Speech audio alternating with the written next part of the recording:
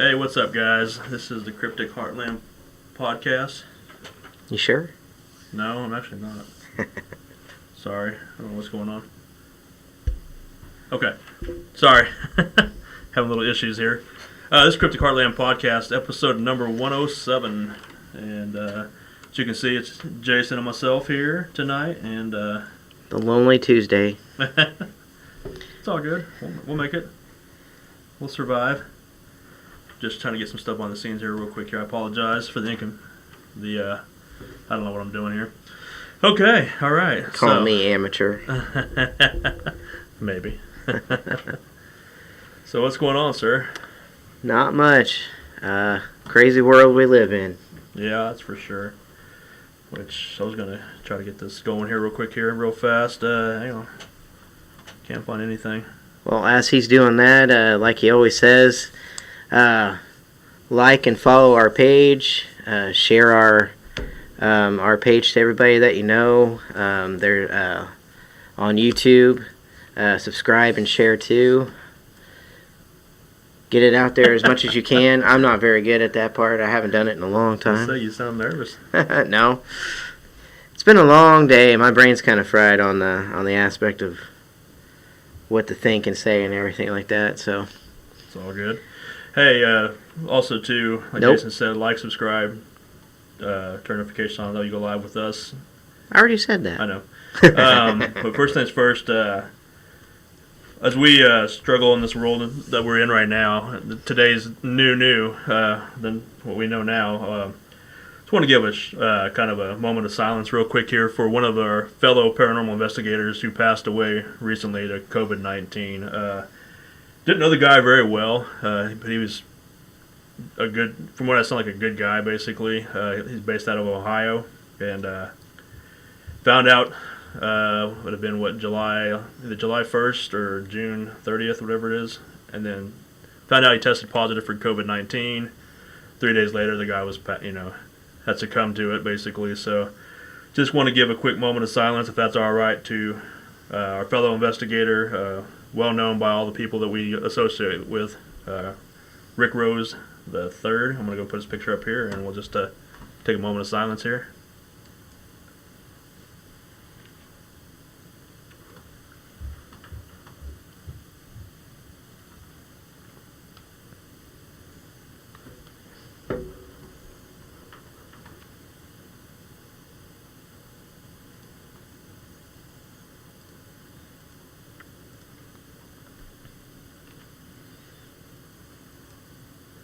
All right. Well, yeah. Hate to start the show on such a downer, but man, it's too real, man. I know two people close.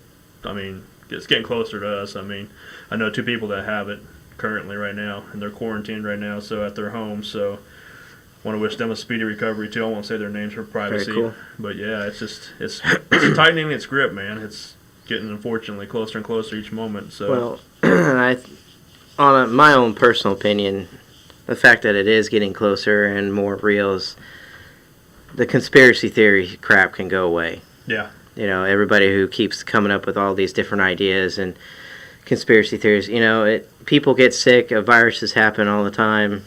This one we just don't understand yet. Right. And yes, it's been around. This COVID or Corona, whatever you want to call it, has been around, of course, but not this strain of it, I guess. Right, it mutated. Yeah, and it keeps getting stronger every day. It seems like something different each time, and I mean, it's real. Well, it's not going away the way everybody's being told or thinking that it can, so it's not, so... And yes, and of course, masks aren't going to be the savior of No. all things, and it doesn't prevent you from getting it. It if it helps, prevents you not breathe it out, basically. if it helps block it a little bit, by all means, do your frickin' part. Right, yeah. I I know they're uncomfortable, but I mean, would you rather be breathing a simple cloth mask Yeah. or through a ventilator with maybe Right. the possibility of never, recovering? I mean, I have to wear one all day long at work. Right. Have to. I Yeah. wear it wherever I can. I know Roth does the same thing. He even sent a picture of himself to me. Heading to work Pizza over. one? Yeah, he was in his car going to, heading over there to go to work at Bob and Luigi's, and a little shout out to them. But he says he wears it religiously. He said he has Right. to, and He believes in it because he knows it's real too. So Yeah. I don't know. I just get tired. I hear it all day long. I bet. Patients. I work in the medical field, so I get people who yell and scream at us and stuff like that, and I'm like, I asked it. I've asked some people, prove it to me. Prove it to me that I'm wrong. Right. Or that the world, it's just crap. No, I get it. I get it. It is what it is. We just gotta take necessary precautions. I have a feeling that's going to be our new now, basically, or whatever the word is I'm trying to say. But our new norm is what I'm trying to say. Thank you. There it is. Well, I mean, as far as when we go do investigating and stuff like right. that, we go to somebody's house for their safety, our safety. We may have to start wearing masks more often than we care. There's that good chance. I mean, just to be, what is it, polite, just to do so. Yeah. When we go into places. Something. Yep. Sorry, I'm trying to play behind the scenes. You look a little. I think your shirt's blending in, so I'm trying to get the colors together. Hey, it's gray. I didn't wear green, That one day you and Dan both wore it. Man, you made me purple. I'm trying to get you. Little you know, that's how you really look. No, I'm kidding. It doesn't help with the lights, the brightness of the lights too. That all fun stuff. But hey, you're not glowing black anymore like you were a minute ago because of the lights and stuff. Still not quite right, but it's not bad. We'll deal with it. Turn me into Barney. I'll fix it, don't worry. I'm good. But, no, I just want to, I don't know. No, I mean, this is all that we've been dealing with for the last several months, and that's all on our minds, usually. Yeah. It's hard to talk about the paranormal or anything else that's going on because, well, we haven't really been out and about doing anything. I mean, we were fortunate enough to do at least one recently. Yeah. Was it one? Have we done two? Two. Kind of two. One was for our own benefit. But right. But still, we have to go out and at least do something, versus being cooped up. And right. Just when things seemed like it was going to be normal, shit hit the fan again, kind of a thing, and unfortunately. Yeah. So. But we're still going to be doing some things here at the end of the month. Yeah. So. Well, next week. Well, next week, but I'm talking about like some good filming that. The whole team is going to be involved, hopefully. So what might that be, Jason? I don't know. Okay, cool. Got the cat out of the bag. No, now the stuff we've been talking about. Can I talk about it? Can I advertise it? I would. Okay, so at the end of the month, we are going to be going live. It's actually going to be, we're going to be prepping it on July 31st, and then live on Saturday, August 1st. We are going to be live for several hours. Doing another, hopefully, 5-6 hours. So we did last year. Or not last year, 2 years ago. Yeah, 2 years ago now. Maybe longer. But we are going to be doing that live at an undisclosed location that we've done before.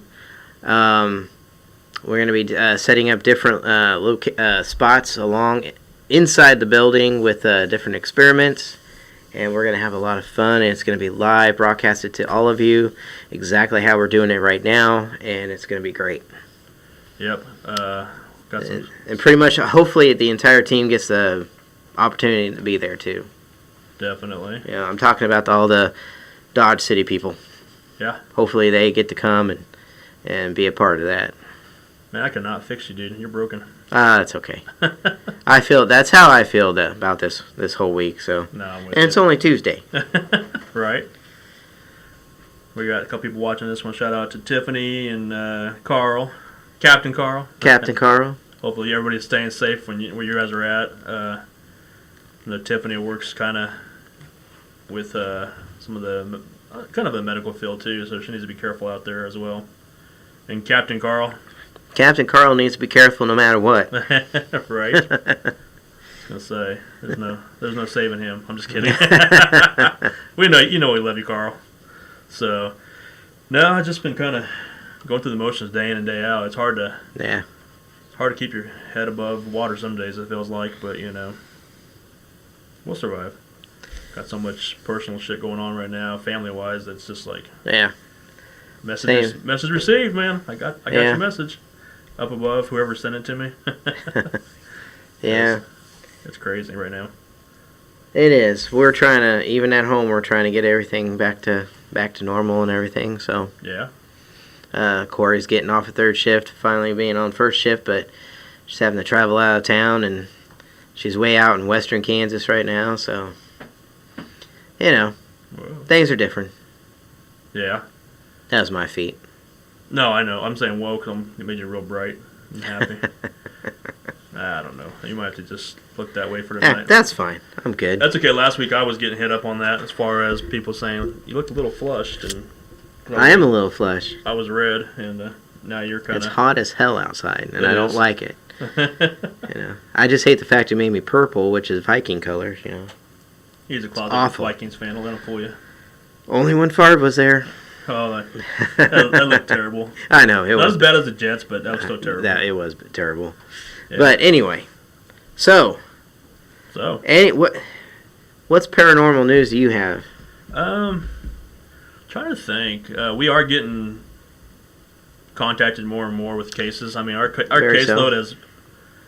I thought we had a lot to begin with. We keep getting hit up every day, it seems like, and it's just like, when do we have time to get all these done because of travel-wise Right. and, the bands and stuff like that and just whatever else. But, I mean, it's growing, which is good. It's good to be needed, but I feel bad when we can't get to the people as fast. But We need as to get our band back on the road, right? Oh, good so to Lord. speak. Dang it. Cannot get you together, man. Together. That's okay. Don't understand why. But as far as paranormal, I'm trying to think if I've heard anything recently in the news or... Oh, man, damn it. I don't have the right phone. Maybe I do. Got a new phone, okay, so I finally... Skinwalker Ranch. Yes. Okay, it's that episode. So I finally saw the episode you were talking about. With the object in the sky Okay. and everything. For those at home, we were talking about it last week a little bit. The Secrets of Skinwalker Ranch is a TV show, and Jason was trying to play catch up on the series. I've already watched it all. And Very much so. I was trying very hard to... it's interesting because it hints more on the side of UFOs and like Bigfooting, but there's some paranormal to it. So I have some photos from the video. Okay. So I'm going to send them to you, and you can pop them up there if you want to. Nope. Damn it. No, Okay. that's fine. Yeah, that'll work. Okay, so I'm going to send them to you. Here we go. I'm going to do it for the through chat line here. So, what was so special that you were? What intrigued you about it? Okay, so you were telling me that it was... Okay, so in the episode that I was... I don't watch a lot of the shows that are out there right now, Right. but the Skinwalker Ranch, we were flipping through the channels, and it was on, and Corey stopped on it and started watching it, and it seemed pretty intriguing. Especially, how each person is a different background, and they're out there trying to figure out all the... There's supposedly a gigantic football-shaped object underground. They're trying to see whether it's got radiation to it, because one of the guys in the group, one of the main people, got radiation poisoning, basically, while he was out there, and he ended up having to have surgery on his finger, and it looks disgusting. Right. For what happened to it. Now... so I sent one picture to you, and then I'm going to send you another. Actually, I'm going to send you a couple. What? I'm laughing at you because you're just talking yourself I'm out all of it. over the place here. So, Yep. Okay, I sent you 3. Okay. So, 2 of them. You messed up my volume. I did? My speaker, yeah. Oh, good. No, I'm good now. I was trying to get just make sure all levels are good. Yeah. So, okay, so... sorry, it's like shiny object. So in the episode, on Skinwalker Ranch, I don't know how many people actually know the story of it, and to be honest, I've only been diving into it a little bit here and there. Uh-huh. I know there's activity like crazy out there, from shapeshifters to Bigfoot to UFO activity, strange lights, weird paranormal activity out there. Right. And it's a ranch. I mean, there's cattle out there. It's out in the middle of nowhere. What state? It's in Nevada. Nevada. So, which is fitting for UFO activity and everything like that. In the episode that I saw, they were shooting firecrackers into the sky. Right. Firecrackers, I call them firecrackers. Fireworks. They were shooting fireworks. They were shooting big rockets up there and everything. And as they were doing it, in broad daylight, they started seeing objects in the sky that was like seemed like UFO activity. Right. Like something was more curious about what they were doing out there. And then, so as they're doing this and they go along with the episode, there's a cow that they find dead. Right. In a matter of, 2-3 hours. Right. It was perfectly fine, and then they find it dead. So they're all out there, they're looking at it, and there's no blood. Parts of it is it almost looks surgically done. Right. To it. There's no blood anywhere, but it looks like it's been drained. I mean, there's nothing to it. It's just dead, just a lump of carcass there. Right. They even flipped it over and looked at it and everything, and they had a veterinarian doctor come out and do a necropsy on it, which is the animal version of autopsy. Uh-huh. And they, what he said was, it was a sudden case of pneumonia caused by stress. That's right. Yeah, I do remember that. Now you say that. And I'm like, okay. So that was pretty quick because they have surveillance camera on the cow from just 2-3 hours prior to it. Right. So you're telling me it got so stressed that pneumonia kicked in and it died that quickly. Then they looked above it and they saw an object in the sky. Broad daylight, blue skies. There is what looks like a saucer-shaped object up in the sky, and it was going very quickly. It went from one frame to another frame, in just a couple of clicks of the frame. They went, frame by frame. Right. It went from one spot to another spot. And because these guys are scientists, and stuff like that, and mathematicians or whatever, and I hate math, and I don't even want to dive into that aspect, but the fact that it was moving, they calculated that it was moving at 1,000 miles per hour. Right. Somewhere around that. But at the time that it appeared over the tree, the cow raised its head and became almost like it was startled and stressed. And it was trying to get up and it couldn't get up. And then by the time the object left, it was dead. Right. So I sent you some pictures. How'd you send them to me? Line chat. To your line chat. Gotcha. And he'll bring those up here in a few. No. But it's when the guy was actually showing the surveillance camera footage of the object. He noticed that there was a weird kind of glow around it, which he thought was kind of unusual. It's almost like it had its own atmosphere around it. Well, and that was the one I was telling you also too, where they also it's they put it to the end. It's at the end of the property because of the whole let nature take over its thing, whatever. Exactly. And exactly. Nothing happened because nothing wanted to touch it. They left it out there for a week, 2 weeks, or something like that, yeah. And nothing touched the animal. When usually coyotes and everything will come and take the body, eat what they want, and leave it. Yeah, nature takes over, but didn't. Nothing touched it. So it's very, very odd. But it's what the guy said when he looked at the footage and he compared it to some other footage caught by pilots. And I sent a picture of that to you too. You sent it to me where? Sorry? Your line chat. I think you said you're lying. You're lying, chat? I sent the pictures just to you. Wonder why it's not showing up. Is it my new phone? Jason's lying. He's the one that's lying, not me.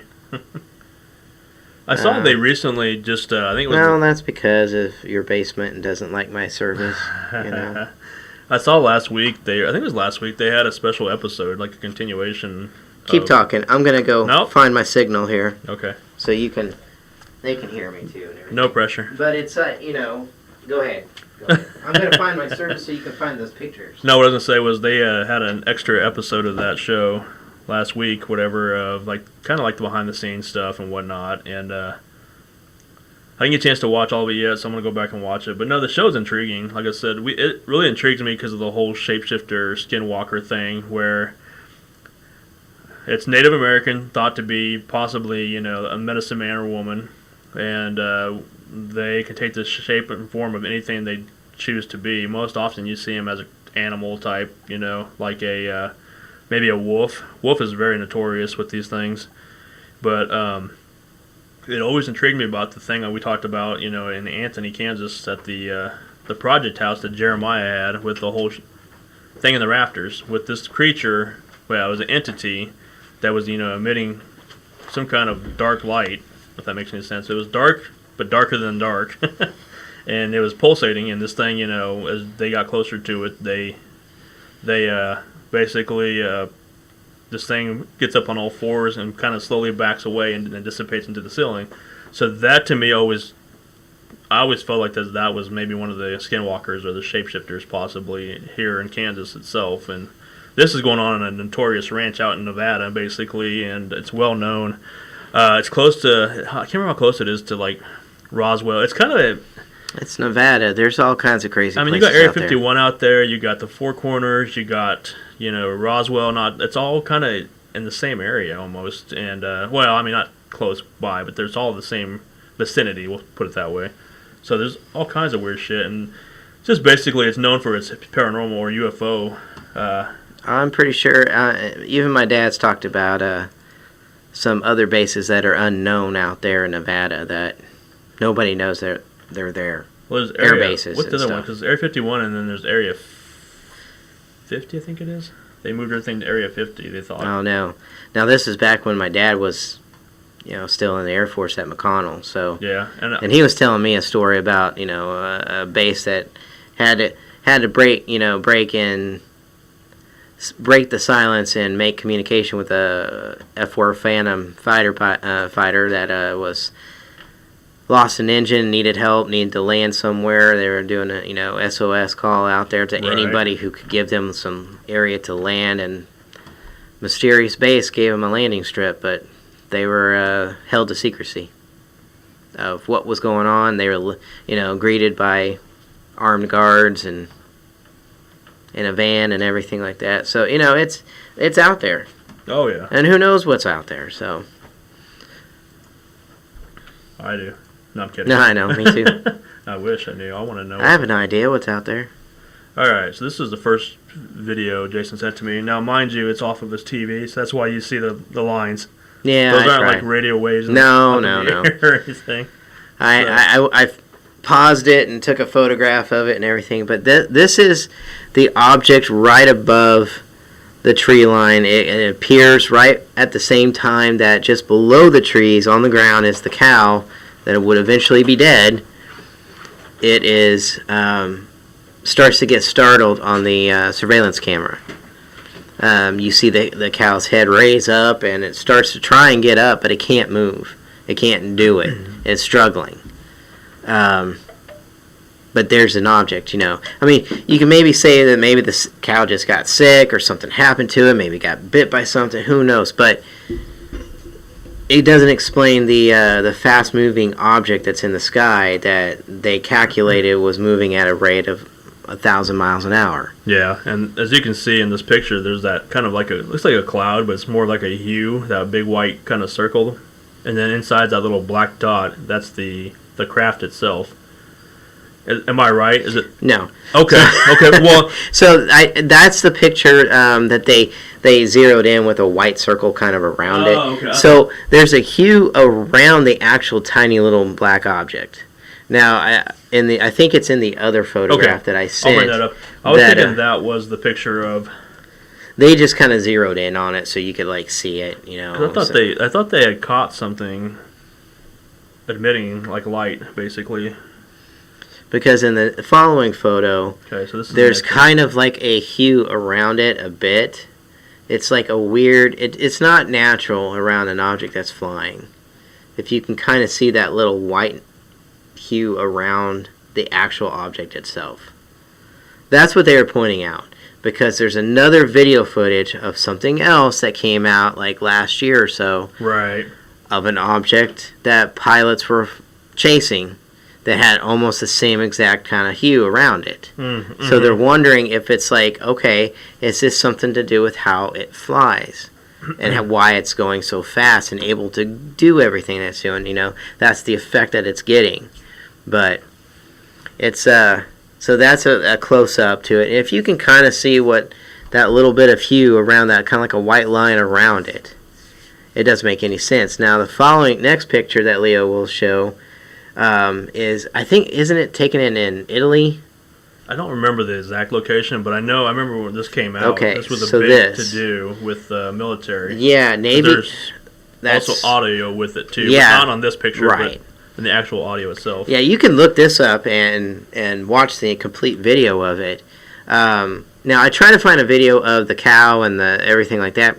There's nothing online that I could You'd have pull to go up. to the Travel Channel probably. Probably. Yeah. And so this one, you can actually watch the entire video footage if you just Google and look it up, see it for yourself. But if you look at it, it has the same kind of hue around it.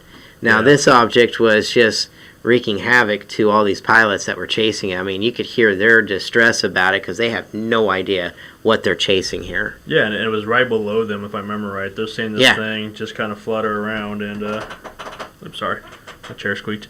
I was gonna see if I can find any details on it. It's a pretty. I mean, it almost looks like a top spinning, in a way, because it kind of has like a ball on top and the bottom, but.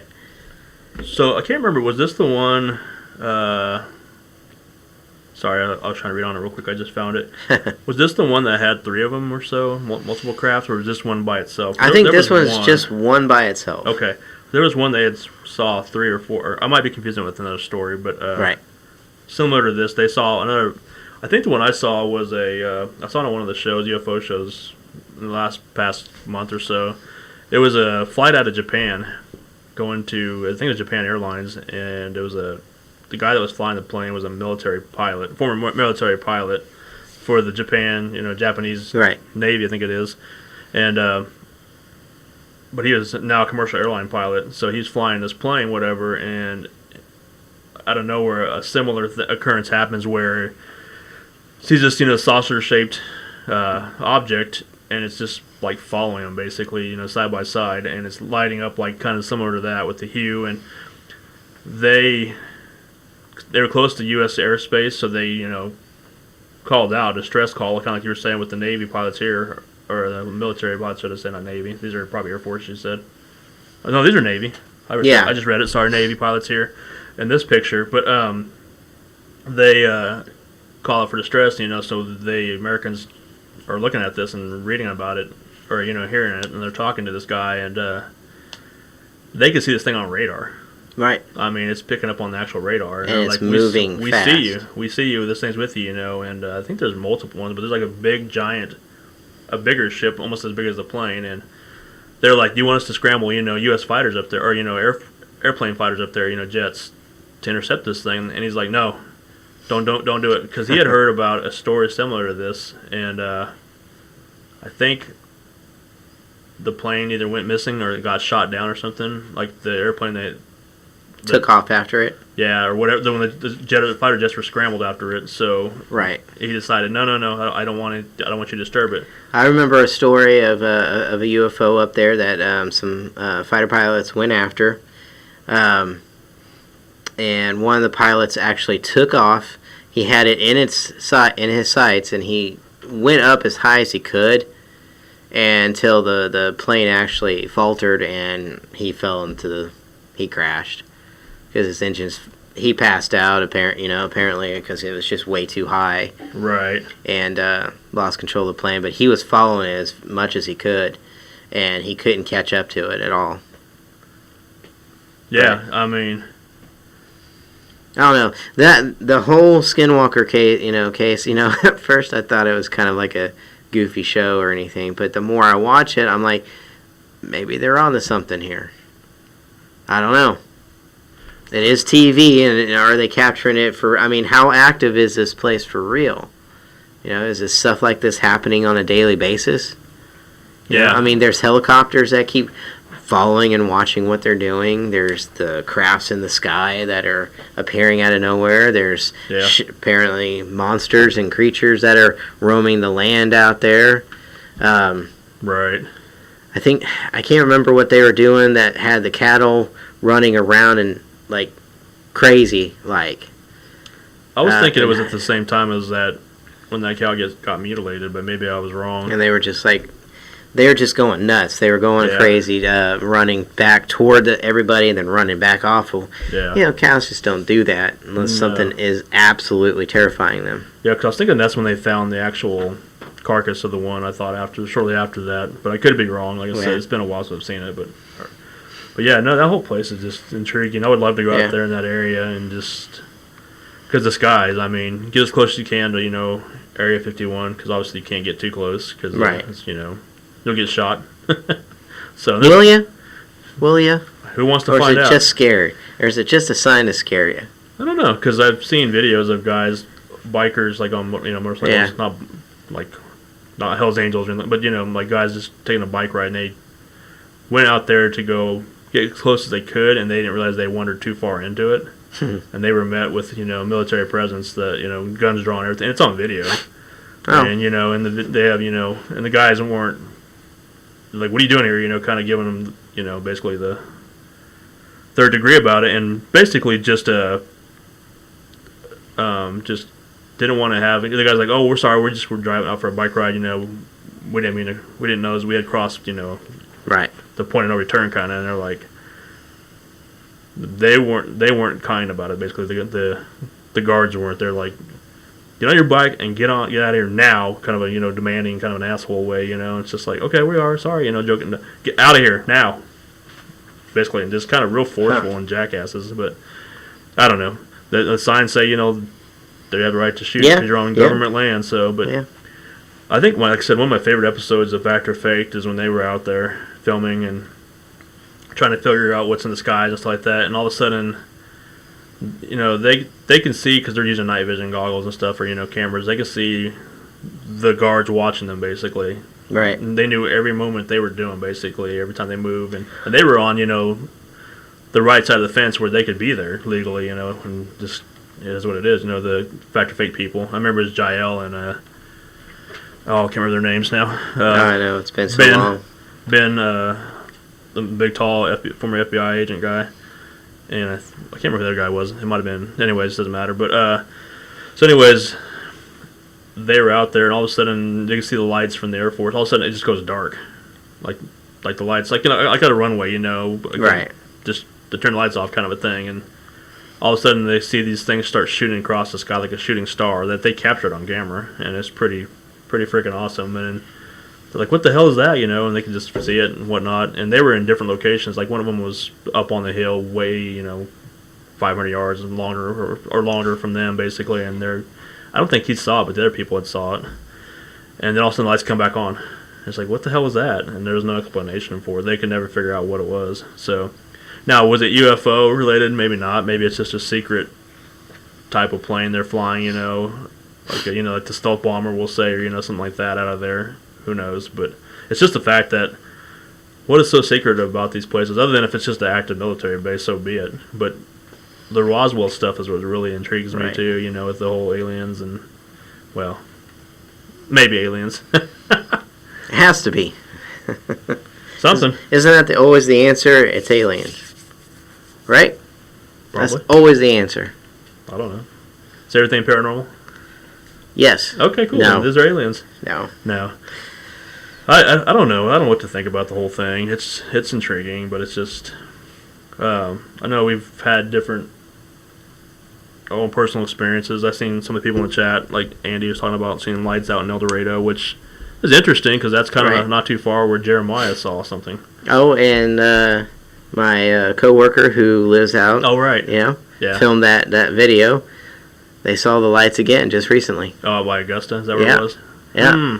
Interesting. And again, it's how they see it it's doing weird things that's not plain, jet fighter, this or that. Right. It's just odd lights way off in the country. And there's no Air Force bases other than McConnell. Right. Knowledge around here. No, there's airports. I mean, there's airports and stuff like that, but who's going to be out there doing that kind of stuff? Where it's floating in one spot for the longest time and then it takes off. I mean, come on. Right. But I'm a believer for it, even though it kind of freaks me out. I'm still a big believer for it, and we're a speck of dust out in the universe, Right. If even a speck of dust, in our galaxy we are, but in the That's universe we're inside of a little speck, so we can't be the only living intelligent. Just us. Just us. You see what a wonderful job we're doing here on planet Earth. So. Oh, we're doing fantastic. We just keep just repeating our deadly ways every few generations of life. Yeah, I think we're making it a little bit worse nowadays, though. I mean, we only see what we see today because this is what we deal with. But think about, back in, 2,000, 3,000 years ago, even longer. So Carl's days? Yeah. He might be able to tell some stories on that part. He's watching, that's why I said that. But you know what I mean, though. It's like sure. We don't know what all happened there. I mean, we keep finding civilizations and lost cities and stuff like that, and stuff that we never knew existed. They're still finding and digging them up, and like, okay, so who lived here? Why did they leave? Right. What happened to them? Yeah.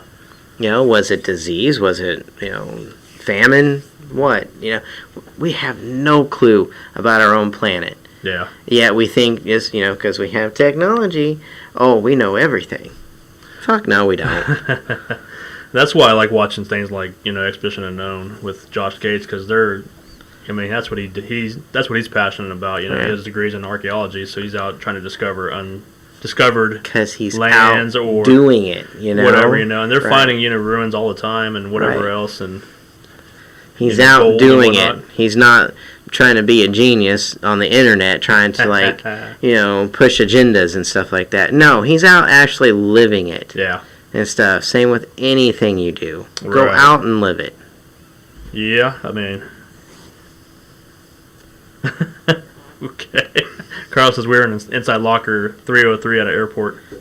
Men in Black. Good Men in Black, yeah. Good fun movie. Movies, should I say. But, yeah, I don't know. I don't know what to think half the time. It's just, there's so much stuff going on, and I've always wondered about the whole... Well, you can go in many directions with this. The whole lizard people to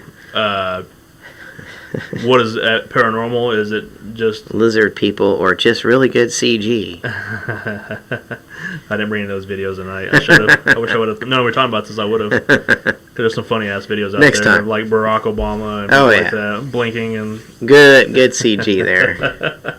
Well, how do you know? No, it was just very convenient that people are like, "Oh, look at this." Yeah. One of my I listened to this radio show in New York. It's changed different ways by now. It's my type of humor, kind of men, fart humor, kind of that type of thing. So, nonetheless, but they have all these comedians come on there all the time, and this is back in the day before Louis C.K. got in trouble and stuff like that for the whole Me Too movement thing. But he was on there one day, and they were expecting a call, and they talked to Donald Rumsfeld, at the time, who was still active in the in the presidency at the time, whatever, or maybe he just got out. So Bush administration. Yeah, he just got out basically, or whatever. Anyways, they're talking to him, and Louis C.K. kept asking him, "So, I should treat you, you're a lizard person, and." He just kind of laughed it off. He would never say yes or no, though. Rumsfeld wouldn't. He just kept on, and the whole thing's pretty comical. I'll have to find it one of these times and let you hear it. But it's probably one of those. He just wasn't ready to dive into that conversation. Period. I'm sure it wasn't what he was expecting. From a show. All of a sudden, hey, are you a lizard person? Kind of a thing, But like I said, he just chuckled. He was like, believe what you want to believe, kind of. But he's like, you never say yes, I am, or no, I'm not. So I thought that was kind of funny. Well, weird. To keep it, fun. Why not? But you don't answer, expect know. that type of humor from those people though. The politician type. They're But pretty they do, stuffy. but they do have humor. they Everybody don't. has humor. No, they don't. They're stiff. Are you kidding? Bush is hilarious. No kidding. Yeah. No. Have you seen any of his paintings? He does now. I have, yeah, actually. They're kind of funny, but they're kind of not bad, actually. Yeah. Hey, whatever gets you through in life. Corey loves Bush. She's always like showing me videos of him that makes her laugh and crack up and stuff. I mean, yeah. There used to be a cartoon on TV, and we're getting off a little bit of a sidetrack here, on Comedy Central called Little Bush, and it was so awesome, man, because it made fun of all of them basically, and Yeah. they're cartoon versions of them. They're supposed to be little kids, and they're, oh my god, I think it was Dick Cheney was just an asshole kind of. He didn't even talk. He just went rah, rah, rah, rah, rah. He just made weird noises all the time, but it's funny. He was always grumpy. That's why he's like, You know, rah, rah, rah, always rah. grumpy. Just don't go hunting with him. Hope he's dead Yeah. now. So, Huh? just don't go hunting with him. Wasn't he the one that shot another one of Yep. his fellow hunters? Sure did. I'm kidding. The guy's passed away. So, isn't he?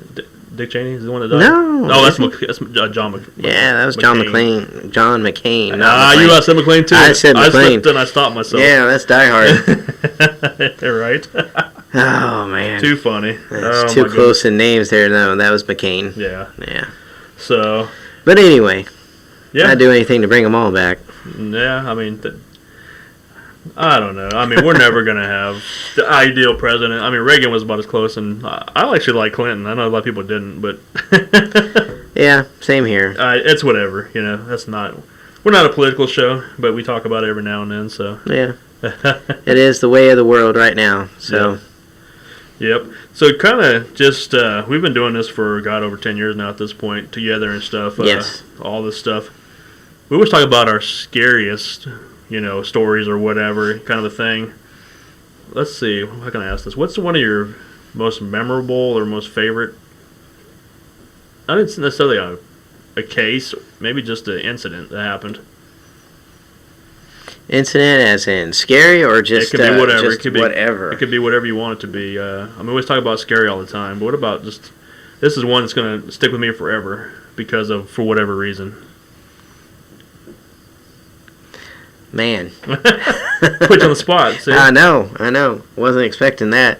There's so mean- many. There's so many. One of these days, I'm gonna go back and count how many cases we try to count. How many cases, not beer, cases of paranormal stuff. Cases of beer.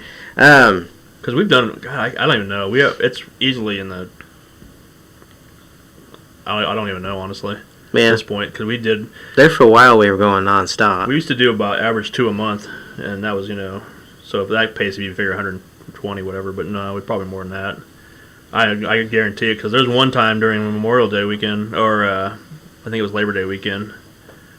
One of those weekends we did a 5 in 1 week because Right. of the whole solar eclipse that happened. Right. Which, I mean, it's crazy. That was in.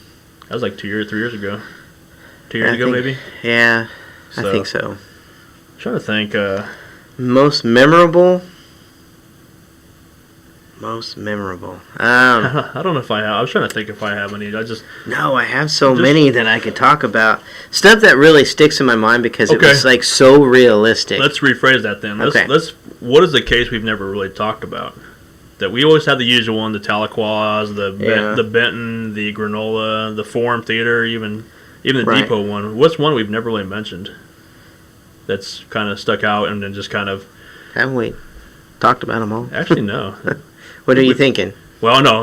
We've done a lot of houses over the years. Right, We've right, done. We've yeah. done, Right. We've That was done what do you call it? A lot of businesses. I mean, we've done the Orpheum Theater. We've done. Yeah, the Orpheum Theater was one that was precious to me just for the fact that I wanted to get in there for so long, Oh, and yeah. we finally got in. Yep, one and done. Yeah, one and done. Like Cowtown.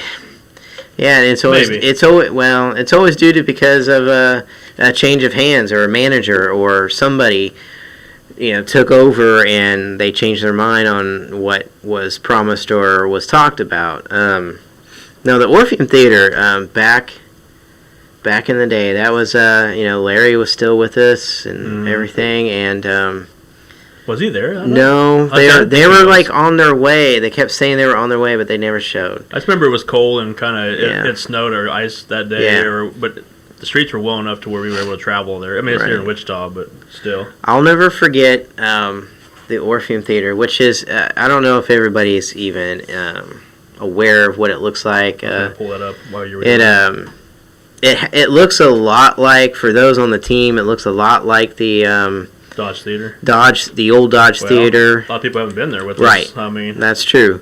But those who have, there's a few others around. There's well, what is it? The Stifle yeah. and Salina looks a lot like it too. But the Orpheum Theater is really, above and beyond that, because it's huge in one aspect. It's kind of dwarfs the others. From what I remember. Yeah, it's a lot bigger than the Dodge Theater. Yeah, it's Almost huge. double the size. And so over the years, I mean, back in the day, it was for stage acting and theater and stuff like that. I think at one point they had, Harry Houdini Yeah. there. Just a lot of different acts. And then I think it was during the 70s or 80s, it turned into an adult theater at one point. Oh, did it? It did. I can't remember. So they did a lot of X-rated movies there and everything, which, kind of shocked me, as I'm looking around. I'm like, oh, this is why the floor is sticky. No, I'm kidding. Or maybe. But they've renovated it. It's, what'd you do to our screen? Never mind. I'm trying to capture the picture of it. Sorry. Yeah, there it is. It's huge. They can't see it yet. I know it. But they, over the years, it changed hands so many times that they, at one point, they had a wrecking ball outside. The guy was as the manager who was talking to us as we were getting ready to investigate. They had somebody sitting in the seat and was ready to actually turn it on and just knock it all down. When they finally came out with the paperwork and said, no, we've got it. We're saving it. We're keeping it. So they're restoring it. I know over the last 10 years or so, they've been restoring it and working on it. And it's just absolutely amazing. But we have always heard of the stories about shadows up in the theater around the up on the second floor seating area around the projection booth. And there it is, right there. Yep, that's what it looks like inside, or That's on the outside. outside. I'm sorry. That's inside? The No. inside's coming. Don't worry. That's right. No, so that's the outside of it. That's right there at on Broadway. Broadway and Douglas. Yes. Oh wait, not Douglas. Is it? It's Second. second and Douglas, or second and Broadway. Good lord. Yeah. It's on Broadway. But anyway, it's they almost knocked it down, but we got the chance to actually go in there, and it was just amazing to be in. I mean, they're still kind of renovating at the time, but it was still well put together. Marble floors there in the entryway and everything. It was the seating that you'll see here in a little bit. Not gonna show it. Damn it. It's just beautiful in there, and I wish this is how the Dodge Theater looked, because they could do something great like that with this. But anyway, we got the one and done investigation with this. But I remember sitting on that stage, and I'm with Ben and Claire and the manager. And were you with us at this time? Depends which part you're talking about. Okay, I so, think so, but we had up above in the up to the right, yeah, Snob was there. we had the geophone like maybe 2 or 3 steps down on the steps. Yep. Because that up on the right hand side, if you look above there, on the right hand side up above, there is a staircase that people are always saying that while they're watching shows, they see a shadow walk past them, and they can actually see the lights on the floor actually block out. Well, we're sitting there on the stage, and as we're looking up, we ask, hey, if you're up, because we started hearing what sounded like some movement or some walking up there. And so we said, hey, come on down those stairs and come down to us. If you're up there, just do that. And without missing a beat, you could hear the floor creaking, and that geophone just started lighting up from the vibrations of steps. You had to walk next to the geophone to actually get that to light up, because we tested it. Yep. And the manager was blown away. I just sat back in astonishment. I was like, that actually just happened. Yeah. Right there in front of us. I was happy that he was there for that, Oh, yeah. just because the fact that, I mean, the timing was impeccable, as far as that. Just couldn't ask for a better time. And it was everything they had always said happened right in front of Well, our face. in the picture that was on the screen a minute ago, you can see like a camera or something on there. That's not ours, but we had a camera set up just like that, pointed out towards the seats and also towards that area. And I've watched the video, and I don't know if I still have it somewhere because it's before I had the team, I think. Yeah. Anyways, it's because it's such a big, long building. Whatever, you couldn't see. You could hear the noise. Hear the noise, but you couldn't see it. Right. Which, and when in the moment, it was such pitch black in there, we could see the whole place lit up like Christmas, basically, or the 4th of July, should I say? And yeah, it was.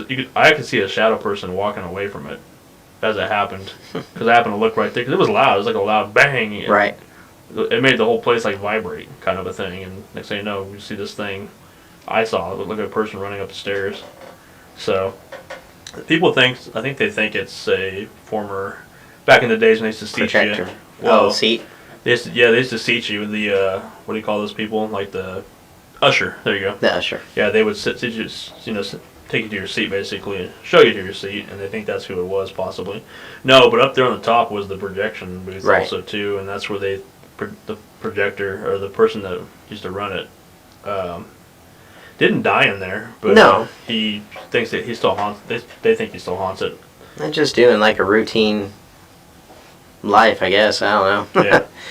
But it was also down in the basement where you guys caught the female voice. Because down in the basement is where the old speakeasy is. Right. That nobody really truly knows about it. And we were lucky enough to have the privilege to go back there. Yeah. And they opened it up and it has the old wooden draw door, It's old fire doors. Yeah, and they're opening that up. And you could just kind of imagine in your head where the bar was and everything like that. Yeah. It was amazing to see. This is where they hid the booze. And well, we could hear bottles clinking. Yeah. Which was like basically a party going on still, or the whatever, because it's during the era of bootlegging and stuff like that. So it was just the fact that we could hear this stuff going on just by opening a door and staring into pitch black, whatever. The thing I loved about that basement also too was in that same speakeasy area is where they had the old wrought iron spiral staircase that went from the floor to the top of the outside of the back alley. So when I told the story before, some of the cops are coming in, you could go out the back way, whatever, and escape into the alley and kind of run away before you get arrested. So, but yeah, that part's all dirty and now dusty, and it's just dirt floor, and they use it for storage basically. Yeah, it's not. It'd be fun to put a bar back down there. Yeah. Well, they had some of the original doors down there, remember? They were all stacked up against the wall kind of a thing, and we were just hearing some weird sounds and voices and just interesting things, yeah.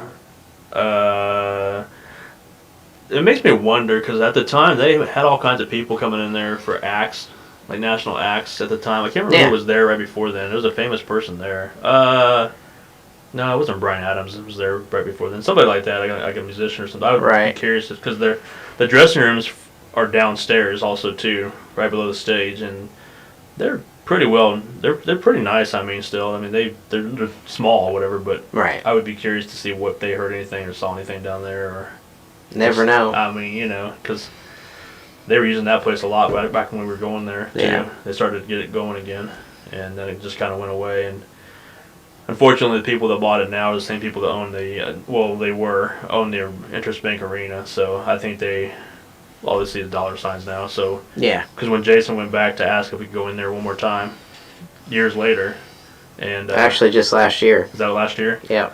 Like, oh yeah, sure. Would they want like $4,000 or something?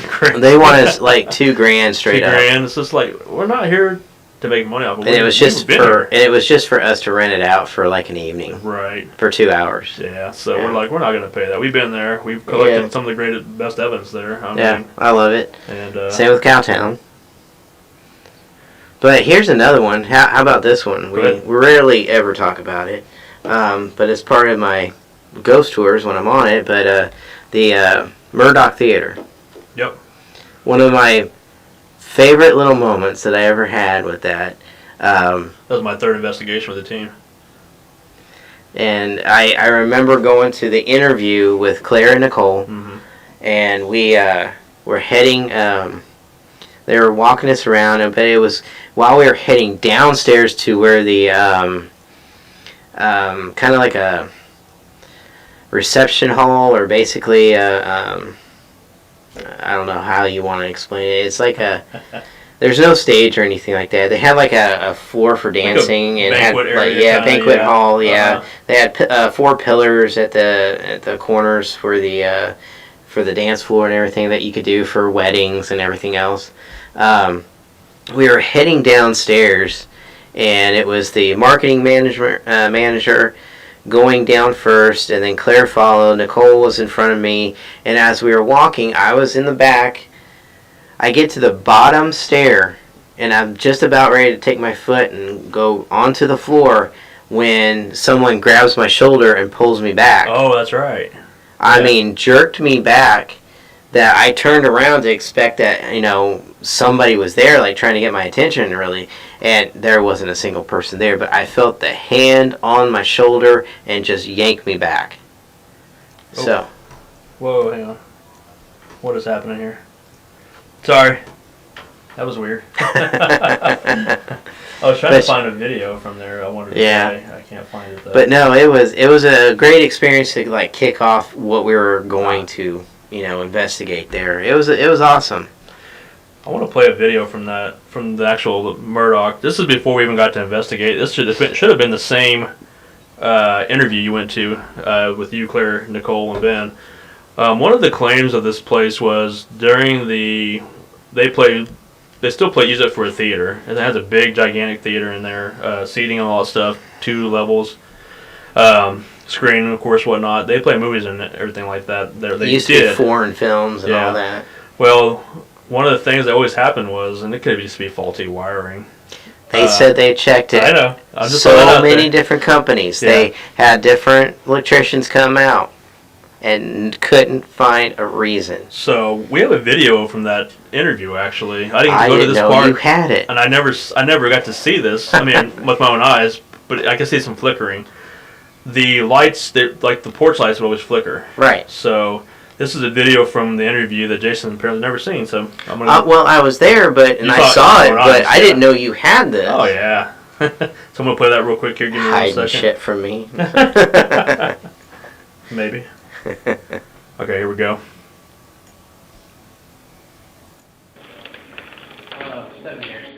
Film theater, 7 years. But it's always been a theater of some sort. Yeah, because it was built in 1931, and originally they started doing just having speakers come in, and they've done a ton of weddings, of course, on the stage, the temple. Have you thought about maybe that if it does it after the show? Because I've noticed it's worse now than what it was 5 minutes ago. Yeah, or 10 minutes ago. And it's right after the movie. that was pretty on the So- button. So either you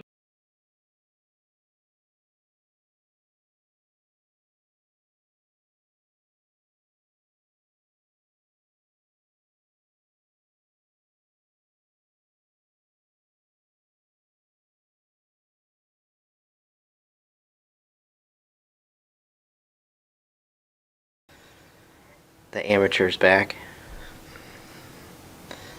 Okay, we're back. Okay. So that video that you just saw, that is from the night that we went there for the interview, and okay, so they said that they had so many electricians come out, different companies in the city, come out and look at it. They said there's no reason why it should be flickering on its own. It's not a strobe light, nothing like that. Now, back in the day when it was a normal theater and they used to they used to flick the light on and off to represent time left. Like there's 10 minutes left in the show or 10 minutes till the show starts, and it would happen. So I take people by this place on the Wichita Ghost Tour on the bus, and I wish we could be there around the time that it actually happens, because they claim, at least the owners and the marketing director that we interviewed and we did the investigation for, they actually said that it happens about 10 o'clock, between 10 and 11, it starts flickering. But no explanation to why it ever happened. Now, the part that you saw, that doorway leading out to the porch and that light, that is actually part of a real house. A house that was a former judge in Wichita that was bought by Mrs. Murdoch, actually, who is a relative to the Murdoch family of the Murdochs whose house is in Cowtown. That is a part of another investigation that we did. But the house itself, the former judge who sold it, a Victorian home. Miss Murdoch built the theater onto it. It used to be a all women's boarding house at one point. She had like 100 girls ready to go when she opened it up. It's got a great history to it. But why is there flickering light? And there's no one's ever died there that they've ever recorded or have it, noted or anything. But we walked away with some amazing footage from that place, from not just that, but from voices, footsteps, to strange orbs, which I need to bring you that. Oh, yeah. So you can download it. Yes. Yes, damn it. I meant to do that tonight. Because I found my trusty camera that I have that has a bunch of stuff on there that is amazing, that I want you to look at. From around the Kansas and different cases that we actually have done. Yeah. I even have a case on there that we ended up. Well, I considered it a false case. Oh, I gotcha. Yeah, that one. Yep. Yeah, I've got pictures of that house too. So, but anyway, yeah, the Murdoch Theater I thought was amazing, and like you said, that was your third one in. So, what was your second? The second one was Carnegie Art Center in Dodge City. Okay. We did that. Actually, we did that on the Saturday before the Murdoch, because we went there Saturday, came back, had my second son, I believe, that Monday, and then we did the Murdoch that Friday, the same week. So you're a new dad. You're a new dad, and you just jumped right back to. Hey, I got permission. I was like, hey, we have an investigation Friday. I really want. She's like, go ahead and go. I'm like, what? I got your blessing? Okay, bye. No, I was just like, really? Nowadays, she'd be like, you're not. Like, let me go. You stay here with these hellions. No, not really. But no, it was just like, I just remember that being, like I said, the third one. And that happened in, I think, October, I want to say November. We did that one. And my first one was September, which was the salon we did. Not the salon, but a different salon. Emily Dawn. Yeah, that was the first one. First time I ever met you. Yep. The thing is, on that third one at the Murdoch Center, or the Murdoch Theater, should I say, I just remember, because Ben had invited, I can't remember the other girl's name. It was Sunny and, I was calling Sunny and Cher, but it wasn't Cher. I remember them, yeah. Sunny and like Michelle or Shelly or something like that. Yeah, anyway, very good people. They were leaving, so Ben was like, I'm going to say goodbye to him. You okay with staying up here by yourself? And I'm like, yeah, sure. And I'm like, he took off, and I'm like, oh, shit, no, I'm not. It's my third investigation. I'm like, oh, God. And that's when I started hearing all kinds of creepy shit. I'm like, are you freaking kidding me? And that's when he came up shortly after saying goodbye to him. And that's when that's when the whole thing, the phenomenon with the laser lights. Yeah. He said, what's that red dot on you? And I'm like, what red dot? I remember that. I remember that. I don't see anything on me, whatever. He's like, there's a red dot on you. I'm looking. You guys kept talking about it. And I looked over at the mirror, and I could see it in the mirror that's across the room from me. I could see this red dot on me. I looked down, like, expecting to see it again, and it wasn't there. I'm like, I don't see it on me. And that's when all hell broke loose, because that's when the whole infamous somebody's thrown up in the bathroom happened. Because then we started hearing that. Not in real life. We started hearing that music playing. Yeah, this is all on walkies. Right. Voices coming through the walkies. We have audio for that, and I play it every time I'm on the bus tours for the Wichita Ghost Tour. I play that footage every time for everybody. It's and everyone just laughs and everything. But I was like, because so much has happened. I'm like, holy crap, it's on me. And he's like, what? And then we're hearing the singing, so he's like radioing down to everybody else. Are you guys singing? And Claire's like, what? And it's just so much happening. And then I'm freaking out because I see this white mist on me. And I'm like, oh my god, it's right on me, you know? Like, it was like, because one of the claims was a woman in white, a misty kind of Right. a white woman. And all of a sudden I see this white mist upon me right then and there. And so I'm like freaking out. Like, holy shit, you know, and everything that's happening. It was a comedy of errors, basically, what it was. But we happened to capture that evidence. I was going to try to find that real quick now that you brought that up. Just because we do play it. I'm sure it's on the website here. 1 second. Oh, yeah. I have it right here. Just got to find it real fast. Man, you know what I love doing with the Wichita Ghost Tour, being on the bus and able to share the actual audio that we've caught for things. You know? Yeah. And it's amazing to see everyone's reaction to what we've caught. They just look at me like, "Are you serious?" It's like, yeah, absolutely. You know, and there's some that gets them more than others. You know, it just depends on if I can, you know, get enough clear sound when it comes to the bus and everything and the engine. But it's great to actually like share the evidence with everybody when I'm doing the tour.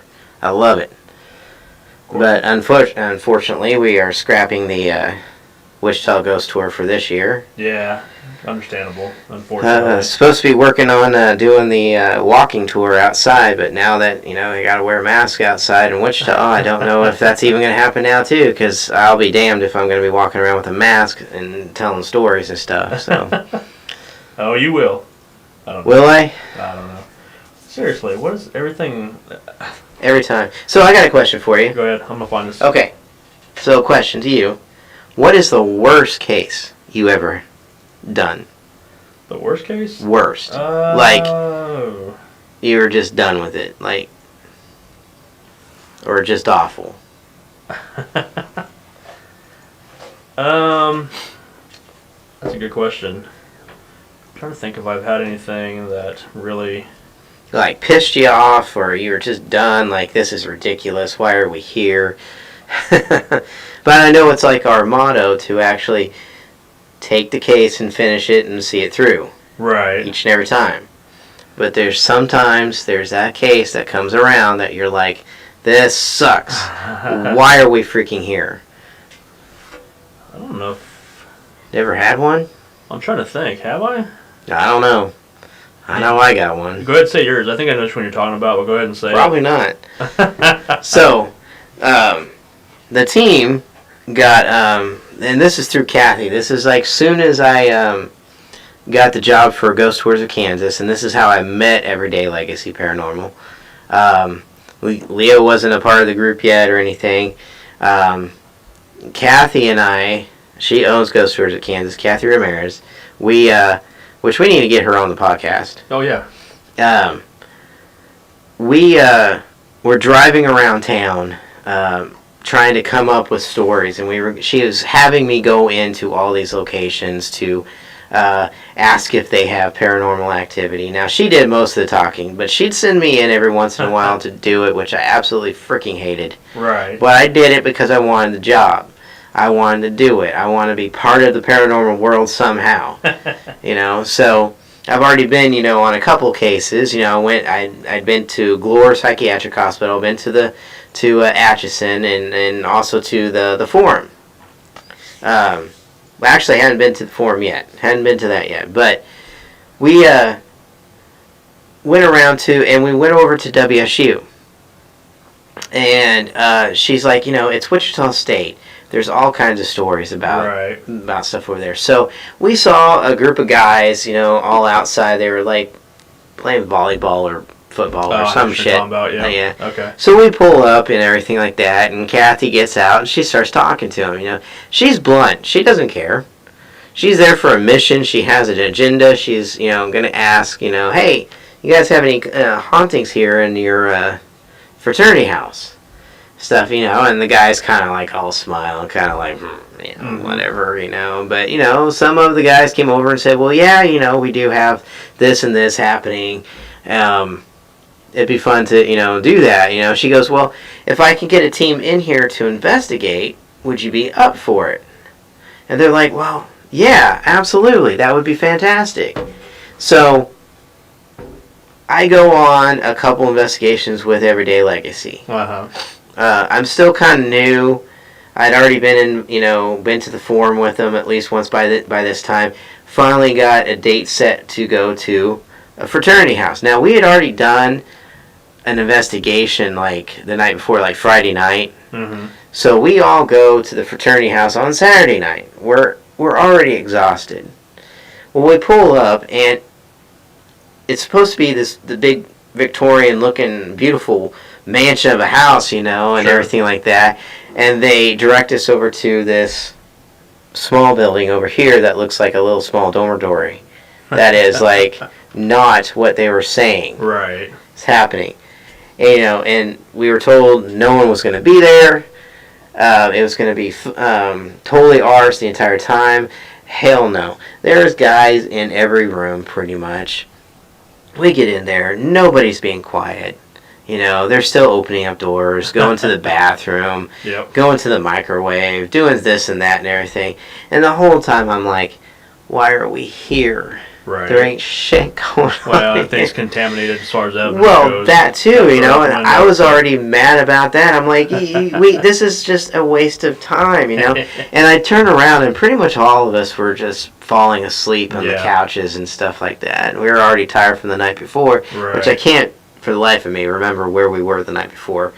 But it was just, oh God, it was so awful. I was so mad at these guys who pretty much just tricked us into going over there and doing that Right. when it was supposed to be over at the main house. Yeah, that was before I ever joined the team. I Yeah. remember that because I've heard the stories about the fraternity house, and I was just like, Oh, yeah, so mad. It left a sour taste in everybody's mouth that we talked to on the team. But the only time I could think of was it's been about 3 years ago, I think. At this point, we were out at the Ness County Bank and doing a public investigation in the middle of the night, and this may have been the night of the infamous when the kids got shoved. Remember, down in the basement. How's that a worthless? No, hold That on, was- hold okay, on. okay. But this town, Ness City, if anybody who knows out there, it's a small town in Kansas, out in western Kansas. So I'm sure everybody knew that we were there. And we were having an investigation. It was going middle of the night pretty much. And all of a sudden Yeah. we started hearing this weird loud noise. And it sounded like, what in the hell was that? So everybody starts running around kind of like freaking out. Like, what is this noise? Somebody had set off an air horn. Like they taped it and put it on the outside steps outside the building and set it off and took off running. And I would happen to be sitting in the main area, so I was out the door pretty quick. They were gone before we could even get there. So who knows where they ran. You found the horn. I was like, son of a bitch. It's just annoying because, here we're trying to entertain guests with, with real stuff. Yeah, trying to do it as realistic as we can. had a phenomenal night up to this point, Yeah. and then this just goes and it's like, really? I mean, come on, people. Yeah, I So- remember Michelle and I stayed up all night. We didn't even go to sleep. We just stayed up and Yeah. drove home because we were like waiting for the cinnamon rolls and everything else. Yeah, I slept in my car for like an hour, maybe, or two, because I can't sleep anyways. And there's, bad thing about Ness City, it's on not a major road, but it's like a U.S. highway. Yeah, So there's always semis rumbling through there and stuff. livestock and all that. And it's driving on through. brick roads, so you hear it every time they come through there and just rumble. So I could never sleep well, but I know if I didn't sleep, I'd be a bear the next day to try to drive back. But You haven't been there in a while. it's only been once since I've been there, right? Or Halloween or something, maybe? We've been twice. Maybe? Yeah. Yeah. Which I have something later on here, the second half here, pretty quick here. We're going to start playing some videos. That's my You bet. favorite part with things that we try to debunk. We have a couple of things of our own. I brought into tonight's show that I was hoping the other guys would be here, Dan, Jake, Roth, anybody. So maybe next time. But They don't like us. we'll just play some videos here and go over some things. But no, like I said, it wasn't that I hated it. It's just the fact that that happened. It just kind of put a damper on things, and that's happened a couple of times over the years. I can't think of anything else. I feel like there's one major one that we did, and maybe it's before I was on the team. I know that Ben and Clarios told me about the one at the Forum Theater or somewhere where one of the guests had been drinking a little bit and was walking by the recorders and like whispering into it, breathing into it, whatever, and so think they I remember thought that. it was paranormal. They're like, "Oh, this is freaking awesome," and then they find out it's just one of the dudes that was there, and it just pissed them off, kind of thing. Which it makes me mad. It makes me mad just thinking about it. Yeah. Yeah, it's just disappointing. Here guests pay money to do this or whatever, and I mean, I know there's some teams out there that may be doing that too. well, TV shows do that now. Well, They yeah. have to go back and put some of that stuff in. I mean, not all of it. Some of it's real, I'm sure, but some of it's just, It brings up an interesting point as far as investigating. I mean, we've been pretty fortunate. I feel that every time we go to a location, we capture something, whether it's actual paranormal or not. We're focusing. We have evidence to bring to them. It's like when we bring it to the owner and said, "Hey, we don't know if this is paranormal or not, but this is what we caught. We want to know. We want your opinion. Have you ever heard this noise before? Do you know what this is, or whatever the case may be? Most of the time they're like, no, because one of the cases was in my friend's house we did out in northwest Wichita by Mays with that infamous weird sound. We could figure out that I caught it and you caught it in two different right areas of the hallway, basically. and everybody heard it except for Roth, who was standing right next to my recorder, like literally inches away from my recorder on his shelf, that he didn't even hear it. He was still fresh. Yeah, that's He was true. so fresh. So I did find the Murdoch one we talked about. This is the one I was telling you about earlier with the whole when all hell broke loose. So I'm gonna play that real quick here. Okay. It's just the infamous bathroom one. It's also on the website for Everyday Legacy Paranormal, so you can check it out there too. So here's that sound real quick here.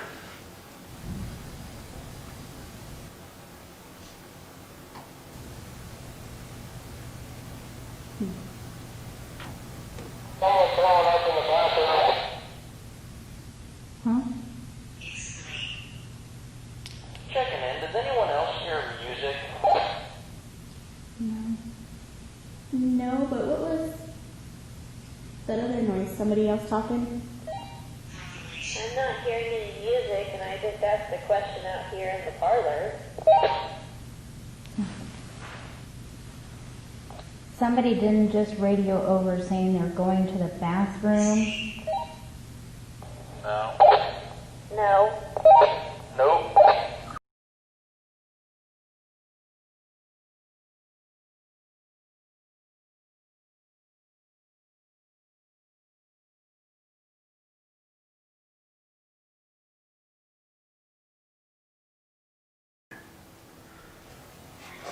So hopefully y'all heard that. You heard the little thing, "It's me" kind of a thing, but that's not paranormal. What that was is it was an app at the time that was out that may or may not have worked. Basically, the ghosts could supposedly manipulate that thing and talk through it, but I don't. At the time, it was more novelty than anything. Not the Right. stuff they brought out nowadays, but Right. this was like one of the earliest. Well, hell, this was 2011. I found it the date. It was October 22nd, 2011. Wow. So, yeah, so this was my third investigation with the team, but this is when we were upstairs. But that walkie-talkie, when it says somebody's throwing up in the bathroom. Yeah, But the thing is like, nobody heard it except for Clara and Renee. right, they heard that, but Ben radios in and says, "Is anybody else hearing music?" Yeah, because Ben and myself were upstairs at the very top in the opposite end of the house. Now, were you Art. hearing music through the walkie, or Yeah. was it? Okay, so I don't know now. It's been. I want to say longer. that you did, because I you were think hearing radio, music through the radio. Yeah. Where same channel, Yeah. we're hearing a guy who's saying, is somebody throwing up in the Could bathroom? you hear that down where you were at? Because you were outside in the parlor, remember? You were Right, outside. we didn't you hear and Nicole anything. and Brendan were out there. We didn't hear anything. Okay. Because and she even says, she she said no. goes, "No, we don't hear anything." Yeah, that was Nicole talking. Yeah. So no. Yeah, but no, it's. I remember because Ben and I were listening to this, and we're like, it sounded like organ kind of piano, like the old Right. type of music, just bing bing, kind of. We're like, what in the fuck is that? And that's why he's like, you hear it in his voice. He's like, no, but is somebody playing music? Because he's dumbfounded, confused. Yeah. And that's when, like I said, the laser lights on me just happened. That's when the white mist was on me right then. You can't hear me freaking out in the background, luckily, but it's just like, oh my God, it's on me. And I'm like, holy shit, freaking out because, like I said, it's my third investigation. But I love it. yeah, it's crazy. We never figured out what that was. No, we only got the one chance to go investigate because Yeah, because the lady, owners are freaking weird. she ended up wanting just to pay $4 Oh, yeah. to come in and investigate. Oh, We're like, $400 up front. We had an entire night booked out for for a public event. Oh, that's right. Had Yeah. it booked out We had to with cancel Ghost it. Tours of Kansas and everything. That's it was right. perfect. I think we had like 40 plus people Uh-huh. ready to come that night, and the owner comes out and says, "I want $400 from you guys Yeah. right now." Just That's out of the right. blue. And we told, pretty much we gave her the, and told her to F off, and, we canceled the event, had to refund everybody's money, and, Yeah. well, now they're closed, and I would like to go back to that place. Was not in the best part of town. It's No, it's up it's the street not. from the Orpheum, but a little bit further. But I remember Yeah. our first time there. Matter of fact, we were it's, trying to get all the equipment out of the car, and Yeah. this guy walks up, no shirt on, just a gown with blood all over, and he's like, yeah. "You guys got any money?" And we're like, He, and he had his like he just escaped from St. Joseph or St. Francis, which is just up the road, yeah. Yeah. It was, He still had his bracelet on too from the the what he medical did, bracelet. he ripped out his IV is what he did. Oh, the blood everywhere. Yeah, so that's the blood that Yeah. was, and it's not the greatest neighborhood. No. It's every Not at all. every time I have the bus over there, the driver Chad, Yeah. I usually have the same bus driver, which is awesome. He knows our routine. He knows, when I'm finishing a story and everything is awesome to do. Yeah. So he'll kind of pay attention to the surroundings Oh yeah. to allow anybody off, or if he doesn't feel like it's safe or anything, he will not budge with that door. Good. He just looks at me and just shakes his head like, Well, because right across the street, and there's a church across Yeah. the street with the Yeah. beautiful steps, like a lot of steps. Oh, it's amazing. Unfortunately, and I say unfortunately for two different reasons, for the obvious reason, but it's where a huge population of homeless people hang out, and we're talking 50 to people out there all the time, and any Yeah. given day or moment, or whatever, it's 50 people hanging up on these steps, and And you've got the soup kitchen just south of that's it. true. and The Lord's everything, Diner, like yeah, Lord's that's true. Diner. Yeah, so that's why I think a lot of people I feel congregate bad, there. but yeah, they I do. congregate there too. I feel horrible Yeah. being over there, but at the same time, don't come over to the bus rocking it and stuff Yeah. and asking for money and stuff. I'm sorry, it's not like I said. I was on the edge the first night we were there, just making sure. I look out the window every now and then, just kind of keep an eye on them, see what they were doing. Because, I mean, this is Yeah. all hours of the night. They're there, standing there, whatever, Yeah. and whatever else. But So you've been on the tour, and Yeah, everything yeah, like that uh-huh. with me. Have you been on the bus? Yeah. With me, okay. yeah, I went on. Years ago. I've been on a couple of them, so yeah, I don't remember. One we actually had to drive around. Oh in our yeah, own that's right. cars, Yeah, no, I've been on the bus before. So, you know Maple Grove. Mm-hmm. I'll never forget, and I'll tell the story, and then you can get to all your videos and stuff like that. Whatever.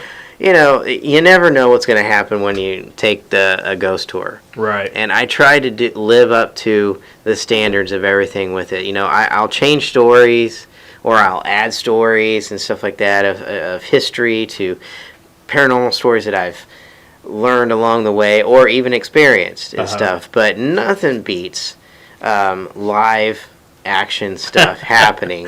Right. So we're at Maple Grove Cemetery, and I just got everybody off the bus, and I just got done telling them, the history of the place, some of the hauntings of the cemetery, and I let them go, and I'm like, all right, just, keep a hold of your buddy, because, when I say it's time to go, we're out of here, and if you're Sure. left behind, you're left behind. So we're all out there, and I'm walking along, talking to people and everything, and then out of nowhere, you hear the distinct sound of gunshots, just pop, pop, pop, pop, pop, pop. Right. Like a whole clip going, and everyone in the cemetery just kind of turned and looked at each other. And this is a good 30, almost 40 people on the bus. It's a huge bus, and they all kind of look. And next thing I know, they're all congregating back to the bus, and they're like, "Well, that was good for me," and I'm like, "Oh, that sucks so bad." That's funny. Yeah, Yeah. I'm not surprised by that area because, like I said, across the street's the the other cemetery, which was I never remember what it's called. Highland, Highland, that's right. oldest cemetery in Sedgwick County area. It sits on the same street. One sits Yeah. on the cross the street, the other one sits on the opposite street, It's right across from each other. It was awesome. It's home of, well, I say home because it's final resting place of the original Buffalo Bill, right. not Buffalo Bill Cody, Right. but the original Buffalo Bill. Yep. Um, A lot of Civil War soldiers. that and there's I forget his name, but I do have a picture of his grave. But there's a outlaw that's over there who took out several Union soldiers who had a warrant out for his arrest or and all that. But we it's great. That one became really old, so they decided to do Maple Grove. Then Maple Grove became this magnificent. I think there's like 22,000 graves out there At Maple Grove. At Maple Grove. Oh wow! And I think it's 60 acres. I want to say it's 60 acres or more. Really? Yeah, and there's still a lot more land for it to expand if time It needed. doesn't look that big. It doesn't, but if you start hiking back through there and Yeah. keep going, it's awesome. Nice. But there's a lot of strange things happen. Now, yeah. that cemetery itself became like the model from between the Mississippi and Denver. It became like the model that everybody started like basing their. And this is like 1878. Oh, nice. It became like one of the best cemeteries around, and everybody started modeling a lot of their cemeteries based on how that was designed. Interesting. Anyway, enough of history. No, Go I ahead. love history. I can sit here all night. I didn't know all that. I didn't know how big that Yeah. was. I just remember that's where I saw what I think would possibly the Union soldier. Yeah. Union soldier. Basically, I saw a bluish gray apparition in broad daylight. Yeah, Yeah. So. we talked about that last Yeah, we did. podcast. Yeah. Yep. So, all right, people. This is the part of the show where we got the last 30 minutes of the show, roughly. Where I like to bring We're things. going to midnight. Come All on, right, here we can go do again. it. Yep. Corey's watching, by the way. She's like, oh, hell no. Nah, but this is the part I like to call. I kind of base it upon the show Fact or Fake, just because I like to bring videos of paranormal, UFOs, Bigfooting, anything. That's funny. I just heard something in the mic and the cans, as they call it. It's funny. Every time we start doing this part or any part, certain subjects, we get some weird interference. Don't fuck it up. I can't make any promises. Don't mess up the audio or anything. So no, the audio's good. I tested it out. So No, I'm talking like the I got you. spirits around us. No, that's okay. So, anyways, I bring videos I found from the web and whatnot, or I've seen in different locations over the years that just want the guys' take on it. Unfortunately, it's just Jason tonight. Not unfortunately, but he's the guinea pig. So, and I'll do it. you, the viewer at home, can kind of weigh in on the line here. I can see you guys chatting up over here. So, these are things that have been passed around as paranormal. Whether they are or not, is you be the judge. We'll weigh in on our own, and we'll let you guys know what we think. So set this first video up. I tried playing it last week, and we couldn't get the sound going, but now I've got the sound. So Gotcha. it's a guy who's been hired by like an apartment complex or whatever, duplex, whatever, to repair the home. So he's there most of the time by himself, just a handyman repairing the place. And you'll see the stuff everywhere. So he has a reason to be filming, right? Well, I don't know the full story. If he was basically trying to, I think he says on the Document channel. Well, because he thought there was a squatter in the house. No, okay. Because some things were missing, and there was shit everywhere, basically, like thrown not little shit, but like the materials were thrown around and stuff like that. And he's like, "What is going on here?" I think that's why he's filming, because he's like, "I'm going to document this crap and figure out what the hell's going on." So Okay. we'll play it, see what happens, and away we go.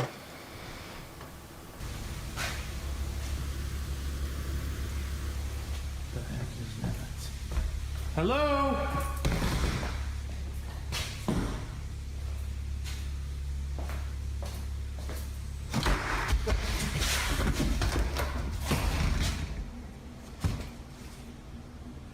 Who is it?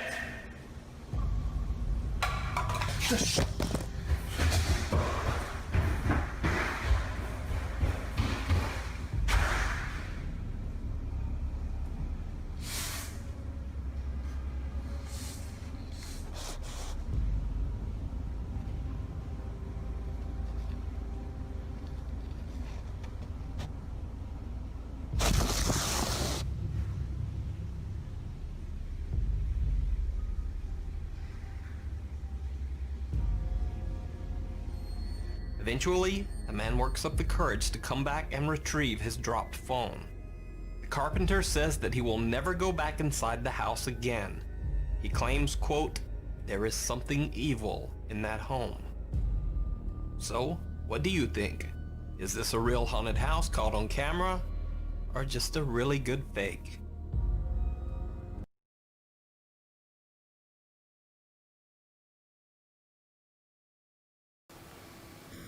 Well, All right. always hard to say, but at the same time, that was pretty. That was pretty cool. I mean, you immediately see the door opening, and you can see why he went that direction. Yeah, and you see all the materials on the right in front of him. That's why he went. That's kind of what caught his eyes. Yeah, I didn't play the whole video because a lot of it's him going through the house, going hello, hello, kind of a thing. I heard him there. Yeah, Yeah. he did in this part of it. I got to the meat and potatoes of it basically. But, So when he opened it, now the lights started flickering. yeah. Yeah. Now see, here's where prior to this, in the beginning of the video, I didn't play. He actually opened that door originally once, and then closed it. Because he looked downstairs, like he thinks there's a squatter in there. He didn't go downstairs, which could be a giveaway maybe. Could be a giveaway. Somebody could be hanging out downstairs, but the fact that he opened the door real fast and nothing's there, and then the light starts flickering, I don't know. Because the door is opening now. You could do a string and do that, from down below and Right. everything. Or the But vibration of the floor, just because. Yeah. I mean, I know he's trying to remodel, but it gets drafty every now, now and if then. it's real, damn. Yeah. I mean, he drops his phone, and then you see the phone actually moving on its own, Yeah. repositioning, and he's not near it. Allegedly. Now, right, allegedly, he's walked off and he's you dropped his can phone. hear his footsteps walk away, but now the thing's downstairs. If somebody's waiting for him downstairs, But you reach don't up hear- there, you don't hear anything. You don't hear them going up the stairs, though. Right. And he drops it, and it moves not long after he walks off. Yeah. And you don't hear anybody coming up the stairs or anything. Yeah. He sees all the thing, he drops it, boom, it turns. Yeah. Then he comes walking back and gets it. Yep. I don't know. It's interesting. I thought It's it interesting. intriguing just because it's different. Yeah. I mean, it's plus it's not as grainy as most videos are. So like, well, okay. True. Which a couple of them later on we'll play here in a minute or so. It'll be kind of grainy, but I try to get the best quality video I can Is it find. Bigfoot? No. Oh, okay. I'm not gonna say Oh, okay, anything. good. Let's see. I don't know what it is. So yay, nay on the fence. I like some of the viewers at home are saying, that's a tough one. Like that Charles said is a tough one. I think it really is a tough one. It's Yeah. now I'm not a fan of the flickering lights. I feel like that's really We just played a video of our own that had flickering lights, so and Damn it. the thing is you can Okay, hear you can hear clicking on that, which if I was the viewer at home watching that video of ours that we presented tonight of our own experience, it's not like Yeah. somebody's just flipping the lights. But then Yeah, the thing I okay. love about our video is if you go back and watch that video, I went that outside. that clicking noise quits. Yeah. But the lights are still flickering, so nobody's hitting the switch. Right. I wasn't there. I'm For- taking what You on mean- ours. Yeah, on ours. See, I went outside and Yeah. actually looked at it, Yeah, and I could see it, and no one's out there. No one's doing anything. yeah. No one's near the light switch or anything. To a skeptic like myself, I would be like, if I didn't know the story behind it, I'd be like, well, you can hear clicking. That's like somebody's flipping a light switch. But then, like I said, it does go away halfway through the flickering the lights outside. I don't know what that noise is, but in our video, Somewhere between 10 and 11. yeah, Sometime, if we can ever get out there together, we need to watch to see if it happens, because Good they always point. say between 10 and 11 Yeah. it happens. see, when we were there that night, it did not happen. No, which it didn't. that's one of the things. That's one of the first areas I happened to be in, and no, Yeah. it didn't. But that's where we saw. I could hear something running down the staircase outside that parlor room, Yeah. and I saw the first image of the white mist thing looked like a dress as we run up the stairs. I'm like, what the hell did I just see? Because that was one of the claims. I'm like, there's no way I just saw that. It's also the same room as where you caught the orb. Yeah. Now, once again, orbs are not our favorite things, No. but the fact that you were asking for it on command Yeah. to show I did a itself- whole 1, 2, 3, now, and I snapped a photo. I snapped 3 photos and Right. caught it. But no, the light thing. Yes, that happened at the Murdoch, but at the same time, I'm still not a fan of videos that are put out there with the lights flickering like Hollywood style. Right. It To can me, be that's just like, horror movie-esque. yeah, and it bears to a question I was going to ask tonight, but we ran out of time, so we'll do this. We'll do it for Okay. next time. Next time I'll bring it up. Nope. All right, so this is another one. This one's out of England, I believe, if I remember right, because he has an accent. But This is a guy who happens to be home during the day he's just by himself, and he keeps hearing shit. So he pulls out a camera allegedly and starts filming. So As we all do. You know, we actually don't, that's what's so stupid Oh, about no, us. we- I wish we did. So, all right, here's the second video. Okay, it's like the middle of the day. I'm the only person in the house, and just heard some footsteps going up and down the stairs. I've checked all the rooms. There is nobody in. It's been doing it for about 10 minutes. There it is again. Okay. Let's see if I can camera this time.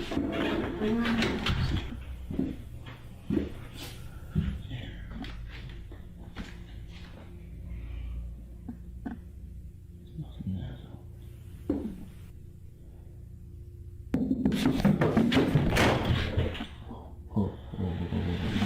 Hello. I'm gonna go. This. Hello? Mike? Charlie?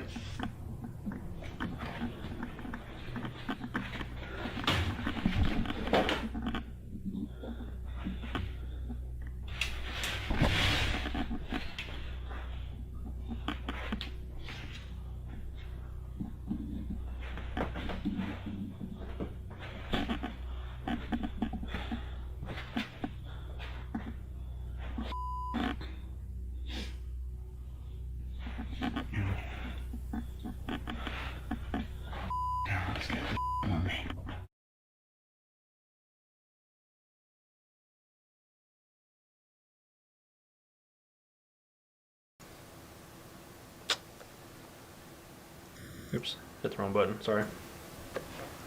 Okay, so that's just a guy home alone during the day. Starts hearing some weird noises, so he decides to Okay. pull out a camera. So, good for him for doing that, because a lot of us don't do it. You know, when we hear stuff, we don't grab our phones and start recording. But, okay, so you and I have heard footsteps many times. Oh yeah. And stuff. Yep. You know, it sounded legit, and the fact that it came running at him, Right, and the door slams. and the door slams and goes into the bathroom and everything like that. But like you kind of mentioned off air, the way he just goes, hello? Yeah. Like nonchalantly. Yeah, Just versus like- like, hello. Kind Yeah. of like, you know, no tremor in the voice. You just Yeah. thought, if that had been even me, I heard that shit run towards me and the door slammed, I'd have been like, oh shit. Yeah. You'd heard I my mean, general cuss word reaction. You would have heard that. You would have heard like a little bit of like, you know, tension coming out. But he's kind of nonchalant, like, hello? Hello, yeah, but But maybe that's his real reaction. I don't know. yeah. Maybe that's just him. Yeah. But you know, maybe the spirit was really had to go to the shitter. You know, really had to go to the bathroom. I don't know. It's interesting. It's weird. Carl wanted to know on the Murdoch footage. He wanted to know if they were like fluorescent bulbs or like standard bulbs. They're just regular screwing the light bulbs. It was just regular lights. It's like it's a porch light is what it is. Yeah. It's not even a. It's nothing fancy. It's It just was, a light bulb. Yeah, it's just the kind that you take the stuff off and you Yeah. screw in the regular bulb. Yeah, it's nothing. It's just a porch light, basically what it is. Yeah, it wasn't. One light bulb. It was not to be a strobe light. Yeah. It's not even, as they were told by every electrician, it's not even set up for that. Yeah. So yeah, it's just a regular 100-watt light bulb. But even that, I don't think it's even 100. It's probably like a 60 probably. Yeah, I've seen the light bulb out there. There's actually really no explanation for why it's doing that. Yeah. The only thing I could think of is that's during the theater, but once again, they had an electrician come out to debunk this. Couple people come out and look at it. Right. I was thinking maybe it's just old building drawing too much juice from the. Did you hear something? Did you hear music? I heard something. Yeah, I heard that too. It's like, okay, what's yeah, near me? That's funny. I don't know what that was, but I heard that. No, it was like. Sorry, I thought I heard something else. I was trying to figure out what that was. So basically, lost my train of thought. Holy crap. I was thinking maybe because it's an old building, maybe some faulty wiring. Maybe it's just not enough ampage in there. Right. And it was drawing all the juice out of it. So if they're playing a movie in the theater, and all that stuff, and the electricity going on, and maybe it's just draining into the place, but that's why it's causing the flickering. But no, the fact that they've had, like I said, a couple of electricians come in there and check it out, it seems pretty legit to me. I just heard another voice whisper. So what about, go back to the stair one. What do you think? Is it anything?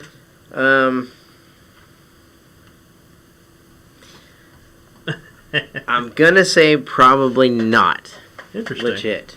Just for the fact of his reaction just doesn't seem to fit it. I don't know. That's just me. I think reaction really does go well with me. Yeah. I mean, that's go well with me. That's good grammar there. I knew what you meant. I don't know. I look at everything on how people react. Yeah.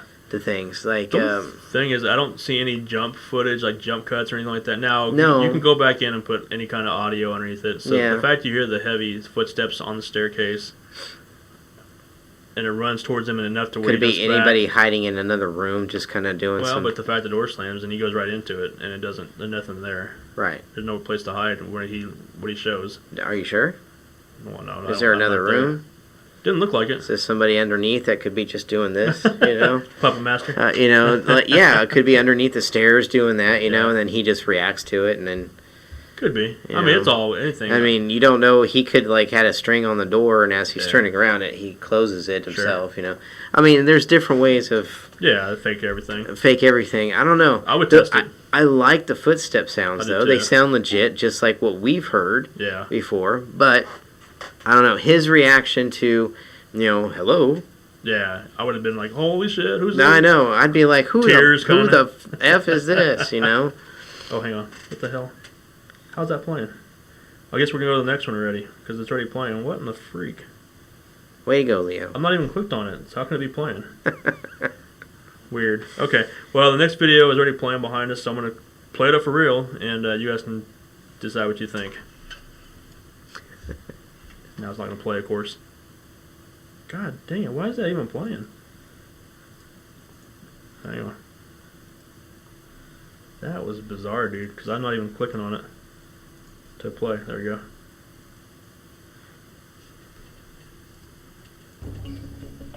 What the fuck?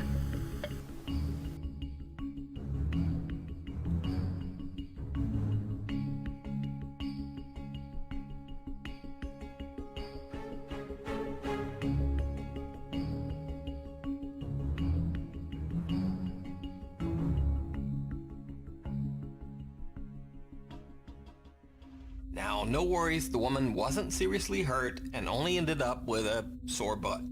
However, she did take quite a tumble, but when they look back at the CCTV footage, they notice something really strange.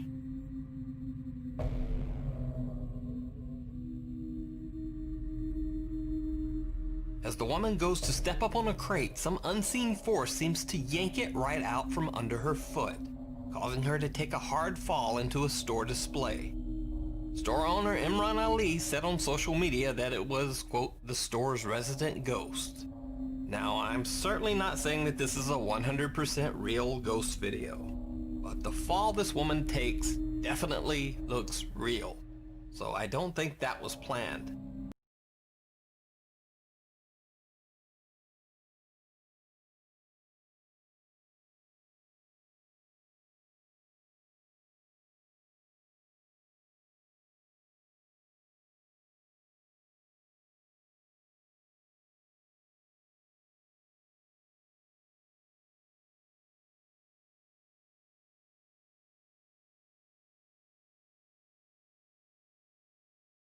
Volume. Can't see you. Hold on. Sorry about that. So who now has the tiny bladder? I had to use the restroom real quick. I ran out of the studio real quick trying to time everything just right, people at home. My bad. I'm just sitting here going, one of these days. Okay, so that footage, so the store claims that they already have a resident spirit. Yeah. Now, could they have easily pulled that crate away? Sure. of course. But that fall she took, She bit it hard. oh my, that would have hurt. Yeah, that's So, that's what you know. really intrigued me is the fact that Would she go out of her way to do that just for a simple prank in a YouTube video or something? I mean, there's TV shows like Jackass that one time would do shit like that, but that girl. Oh yeah, Kudos to her. She's apparently working, and then she Uh-huh. she bit it. So, and the other guy, he doesn't even really react. He doesn't even know what the hell's going on. He just turns around and looks at her. So Yeah, I don't know. That one intrigued me because of the whole yeah, I like that layout. one. It was. I mean, I like that one. I don't know if it's paranormal or not, but it's like wow, it could be. I mean, It could be. I mean, they claim, and the guy said they chopped it up to their resident prankster ghost. Yeah. prankster ghost. And Yeah. if that's the case, Carl knows, and a few others, people we know that prankster ghosts are out there, and they'll do shit like that. And I like that one. I really do. Nice. All right, we have a few more here. We'll play. Sweet. And take us to the end of the show here. So. Nah, we got till midnight. Oh, that's true.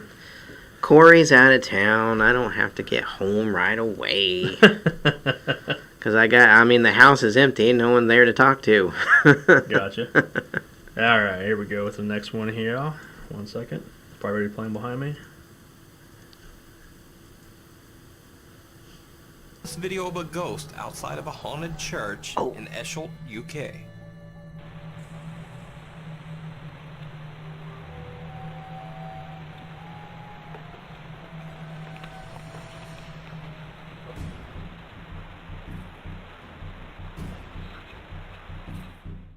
So keeping in mind that video editing was much more difficult 12 years ago, do you think he caught a ghost on camera? Or is it just a hoax? You decide.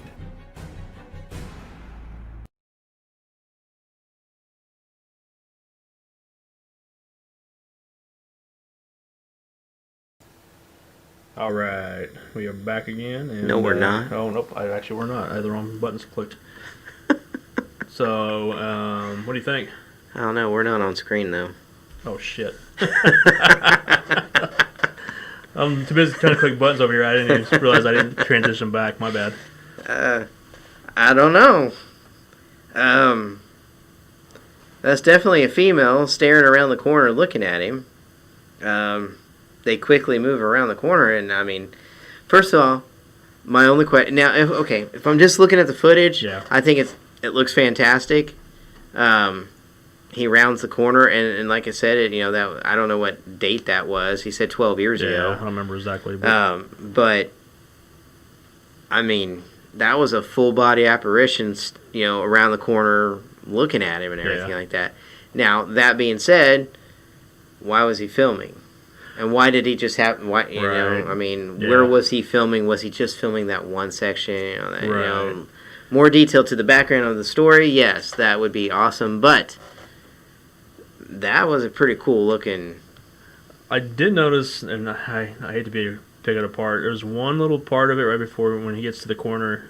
I see it like a little black flash. It makes me think of a jump cut. Gotcha. Where it's been edited, possibly. But Gotcha. I noticed when he comes back around, he doesn't do it. So I don't know. It's real quick. Can you play it again? Nope, I cannot. Damn it. This place is a church, and it's called Eschel, the UK, basically. Yeah, I'll play it real fast. Jason wants to see that. Sorry, I just want to see what you're talking about, because I think I saw it too, but I just want to see. It's right when he gets to the actual corner. He bends the corner almost. You'll see this, when he turns the corner, you'll see this black, cut real quick. Okay. Uploader claimed that he caught this video of a ghost outside of a haunted church in Eschel, UK.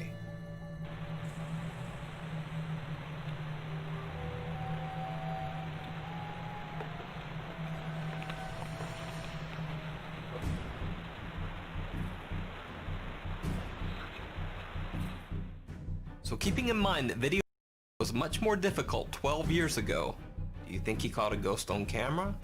Or is it just a hoax? You decide.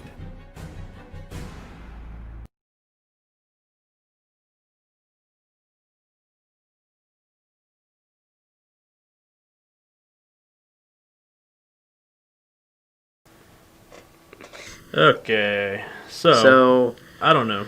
seeing that and seeing what you're talking about, that little black flash, I'm going to say. There's a quick little, like I Yeah. said, what in the hell? I'm gonna say that they CGI'd that pretty well. There we go. That's just weird. Things are happening in the studio now. Yeah, I don't know. I think they faked it. I really don't know. I just see a quick little black flash right when he hits the corner. Yeah. When that thing disappears, that makes me think it's a jump cut. So, I don't know. but who knows? I think they cut it. Yeah, but it's still pretty cool. If it's a real video, I mean, the idea and the freaking concept, awesome. yeah, it's really cool. You know, go to film school and continue that. Now, I've never been to film school, and I made some okay videos. Yes, you have. And why aren't you in film school? I want to. WSU. Nah, Let's go together. California. Let's go together. You said Corey's out of town? How long is she out of town for? California it is. She's back tomorrow. Dang it. I'm kidding, Corey. She was watching, so that's why I'm just talking trash. So She's still watching? I don't know. She was, because she said hi to somebody. Tiffany, I think it was. Okay, this next video, speaking of Maple Grove and Highland Cemetery. Very cool. This one takes part in a cemetery. A guy's out there filming. There's a longer part of the video. I just cut, once again, to the smaller part I cared about the most. We'll let you make your own opinion on this.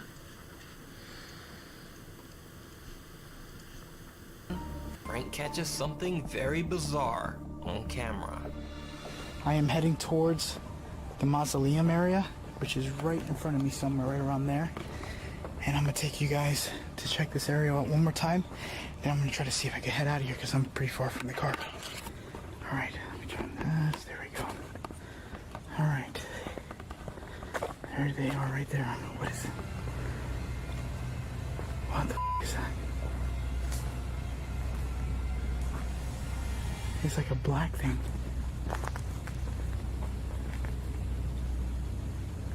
What?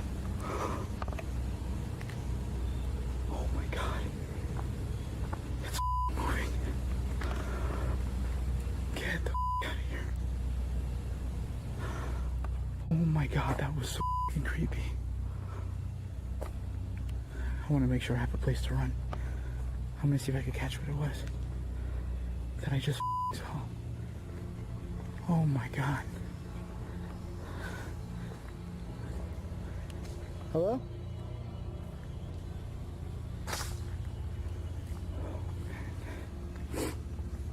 Oh my god.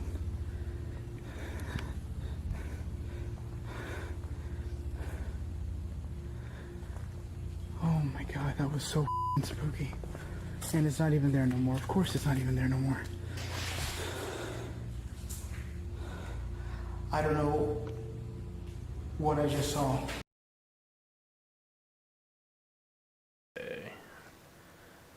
Okay, we are back. So why does this flashlight keep going out? He claims that when this thing started showing up, the flashlight started like losing full batteries, started losing its power. You saw it flashing, whatever. Right. I don't know. I mean, we've seen it in our own cases where we've lost flashlight power and whatnot. And I have, yeah. I don't know. Is this thing drawing energy off of the batteries? Who knows? Could it is be. Raining out a little bit, so there's a lot Could of energy be. in the air. It's interesting to me. Go ahead. Oh, it's interesting to me that fact this thing is peeking its head out and then just kind of slowly retracts itself. Right. Not like, right. And you know, people are like, oh, you know, why? People that don't know paranormal well enough, let's say, like, why would it be peeking around the corner? We've seen that a lot on cases. Oh, yeah. Always around corners, things peeking around the corner. Shadow like, figures. Yeah. They do it all the time. Full body apparitions, you name it, just stuff like that. We always see stuff like that. I don't know what it is, why they're afraid to stick their head out. I mean, and that's one mystery I've never been able to uncover. That is a good question. Why are they always hiding if they want to talk to us? Right. Or maybe they just want to be left alone. I mean, that is possibly their resting place. That, and maybe it's the fact that we're actively looking for them versus the people that live there or work there, like, don't want to see them on an everyday basis. We're actively calling these things out. Right. So maybe they're thinking, oh, who the hell wants me? You know, why they know I'm here? Why do they know I'm here? Why do they want me? I don't necessarily want to be around a lot of people, so you know, myself. Now or afterwards? So when people call me, I tend not to answer just because I'm not in the mood to call or talk to. Yeah. But you know, I get it. Right. You know, I'm not always in the people kind of mode. I have to be around people all day long. We all do. Sure. So when we get to a certain point, especially at night. And if a spirit is used to being at night, you know, doing normal night things, you know, that I wouldn't want somebody shining a flashlight in my face or anything like that. I'm gonna do it from now on. Just kidding. No, I don't know. I don't know about that one, paranormal or not. It's interesting. If it's a real video, once again, that's cool as hell Yeah. because you see this thing in the mausoleum. I like it because there's nowhere for this thing to actively go. Right. Now, the fact that his flashlight is blinking in and out, it's possible that if there was somebody there, they could jump out real quick, you know, and run away, or they can hide, or they can. It's a jump cut again, once again. Right. But who knows? But no, it's interesting. It is. I do like it. So we only got about, it's already 8:55, but we'll keep on going. We only have 1, 2, 3 left, I think. So we'll go finish them up real quick. So this next place, before I get it going here, it's a place that's been featured on shows recently. If anybody's watched Destination Fear, they went there. Nope. Some other people went there recently. It's a prison of all things. It's a place called Brushy Mountain Prison, located in Tennessee. I mean, the place looks pretty freaking awesome. It's up in the mountains, looks like, surrounding it, and then you got basically one road in, what it looks like, and it's an old-ass prison. So there's a paranormal team that went out there and visited, and they were filming us all on their YouTube channel, for the YouTube channel, whatever, and get all kinds of activity happening with some disembodied voices and other things too that we're going to show here. So I'll get that queued up here and see what people think. Hang on, I'm on the wrong video. 1 second here. But yeah, no, paranormal. Destination Fear went out there. I think it was one of the very first episodes they did, I think. It's a newer show that was out. They scream a lot. You know, we've talked about it behind the scenes that people were saying, "Oh, I get annoyed by their screaming all the time." I like it because it seems like a genuine reaction, not versus. Is it, or are they just being paid to scream? You would think no, because Dakota Layden, the one that's in charge of it all, the main guy, he filmed the Ghost Adventures. He was one of the cameramen for years. Yeah, and he learned from the best. Well, what I'm saying is he learned from the best. He knows. They also have a documentary out that I'm trying to get a hold of. I can't find. It's never been released to my knowledge, or I can't get a hold of it. Yeah.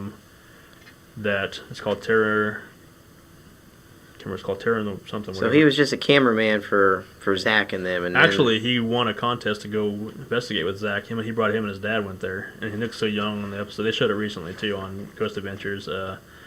Got to go spend a night in a prison with him, whatever, for a segment or two, whatever, you know, and had some weird shit happen, but it piqued his interest. Plus, he was already filming his own videos on the side already, so they got to go and do this. Or he decided, you know, he broke away from Zach, I guess, or got fired. Who knows what the story is? I don't know. But he does his own show now, and with his sister and his childhood friend, and then a random, extra cameraman. So they all sleep in different quarters, isolated.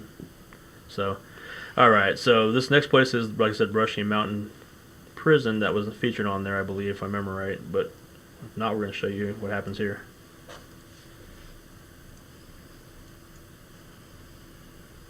Patty and her friend Stacy immediately begin to hear bizarre noises.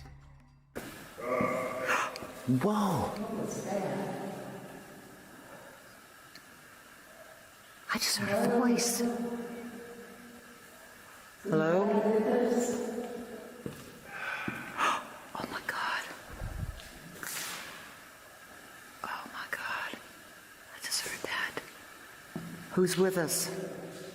What's your name?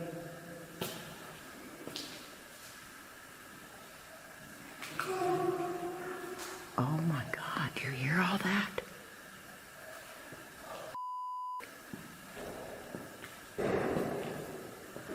Okay, there's movement in here somewhere.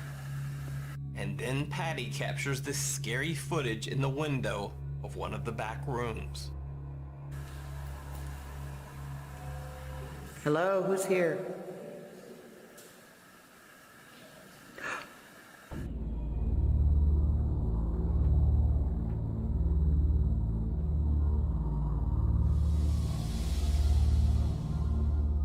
just saw something. I keep hearing, but listen. Holy Stacy, I think I just seen something by that window over there. Right there.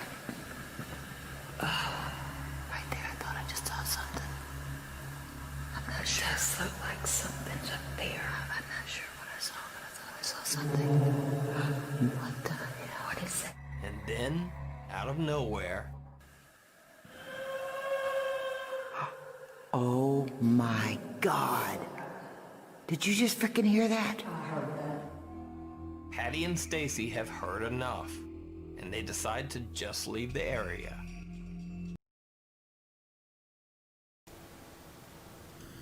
All right.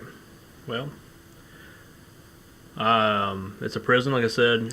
The reason I like it a lot is because of the fact that it's another paranormal team. They're putting their reputation out there by putting their stamp of approval on it, saying this is evidence we caught. You'd be pretty foolish to put something out there that is not real. I mean, that doesn't happen, probably, more often than not, but... How many people did they have with them? Just those two. Just them? Mm-hmm. So, just two girls. You hear male. Yeah. The thing about this prison, it is notoriously haunted, kind of like Missouri State Pen that we were going to go to. It's really haunted. Alcatraz, you name it. The place with the story behind this place was basically they put you in there and they made you do hard labor kind of a thing, and the guards come back and beat the shit out of you basically consistently, whether you did a good job or not, or just basically whatever. And there's video of footage of that from that camp, whatever, basically. And I don't know. It's notoriously haunted. I mean, one of those ones. Why places. did they leave? First of all, two girls there by themselves. First of all, the reactions are pretty calm. Yeah. Pretty calm. Which, well, if that's how they are, then I don't know. Kudos to them. I don't know how they've been investigating. I can't tell you. I don't know much about the team itself. I know the team that we have, and if we heard something like that, it would be like very hysterical, like, "Oh my God, did you just hear that?" Right. And pretty animated. They're very calm. Yeah. And why walk away if you're getting that kind of reactions and sounds, and you just saw a shadow figure walk like that, or a full apparition back there. Keep rolling. Yeah. Keep filming. You're in that looked like a hotbed right there. Yeah, I think the thing that really got him was our last kind of a scream, whatever, like I don't know what it was. Kind of. But what if there was more to come? Yeah, but you could capture the most. But we're different. We are different. I mean, we tend to run to. I always tell people any sane person would run away from the danger. We run towards it all the time. I would have ran toward over there to see if there was anybody behind that wall back there. Yeah, I don't know what makes us different, why we do that. We do try to debunk a lot of stuff. Well, we're crazy, maybe. But they just walk away all calmly and just like, oh, okay, we've heard enough. Yeah. I'm like, no. That's what the narrator says, but that's what he says. But they just walk away like, okay. Yeah. I need to go. I say that they're the only people there. I don't know if it was like an investigation, and those two happen to be over there. They said G Team. You can watch the whole. There's more video to it, I guess, on their actual YouTube page. I'll have to go check it out and see. Because maybe it's the whole, like, we would do an investigation. Okay, Jason, Leo, go over here. Renee and Chris go that way, and row with everybody else. Go, that type of thing. So maybe that's why they left. Like, okay, we want to get out of here for now because of this, and have somebody else come up here, or come with us, a male figure, whatever, kind of a thing. Cause that just looked like a hotbed. Sounded like a hotbed. Most of the time, if they're, like we always say, if there's something going on, don't leave it. Yeah. We're going to keep the rotation going, and you just keep going. Yeah. No, like I said, I never understood that, but that's how I described everybody. Like I said, we run towards it, most people run away from it. So I just don't understand. If they were capturing that many, like, straight up Class A footage, audio, everything, and then they just turn around and walk away. Because even when I first started watching it, I was like, okay, it's a prison. I'm sure the windows are, broken out. Is it people outside messing with them, yelling, whatever? But it continued too much, and then they seen the figure, and it seemed pretty legit to me. Like I said, you're pretty ballsy to put your face out there, and a smaller team, the no-name team like us even, going out there and say, this is the evidence we've caught. You got to put out. I mean, I wouldn't put anything out there that I would feel like, okay, we're gonna get laughed at, or they're gonna pick it apart. I put whatever. I mean, the evidence we present most of the time has been combed over by multiple people. We'll bring it to the team and say, hey, what do you think about this? Is this true evidence? This is what I think I caught. Nah, that's a Doris Creek. I remember that. Oh, okay, well, good. That's good to know. So I mean, you got to put your stamp of approval on there, and it's Right. it's plastered across their their YouTube page and everything like that. So that's pretty ballsy, if not not credible. It is to put it out But there. And I would like to go investigate the place one of these days. Maybe it's in I ju- Tennessee. We'll make yeah. a trip out there. Hopefully, who knows? already been there. Yeah, not to that place though, right? No, Tennessee. You've been there multiple times for different things. well, just twice. To Nashville. Well, But- you went through there, didn't you, to go out to North Carolina? Yep, that's one of them. That's one of the times. I thought there were times when you took Nicole. So Yeah, Yeah, well, yeah. we went there and then Uh-huh. up to the hospital, but Yeah. you know, the good old Grand Ole Opry. Yeah. So yeah. So which I hear is haunted too, which I'd love to go find out. But all right, we got 2 more videos we're gonna play tonight for the evening. I know it's after 9 o'clock. Jason says we're going to midnight, so we'll see if we can Yeah. make it. I'll play these videos on super duper slow motion. I'm kidding. These 2 are actually our own videos. Jason's never saw these before, so he's been a part of one of them. Renee's been a part of one of them. This one was one of them we talked about last podcast, I think it was, when we talked about. It's at the Ness County Bank. It's when one of the promos we talked about we played in the past where the camera got knocked over. Right. But this isn't it. I was gonna play that, and I was watching some of the video last night of that footage, and then I found this. So Oh, I shit. wanted to know Okay. what this was. Okay. Now, it's nothing. Oh, I'll just play it. I'm not gonna over describe it. Okay. So let your own form your own opinions. Can't talk. Get this queued up real fast here, and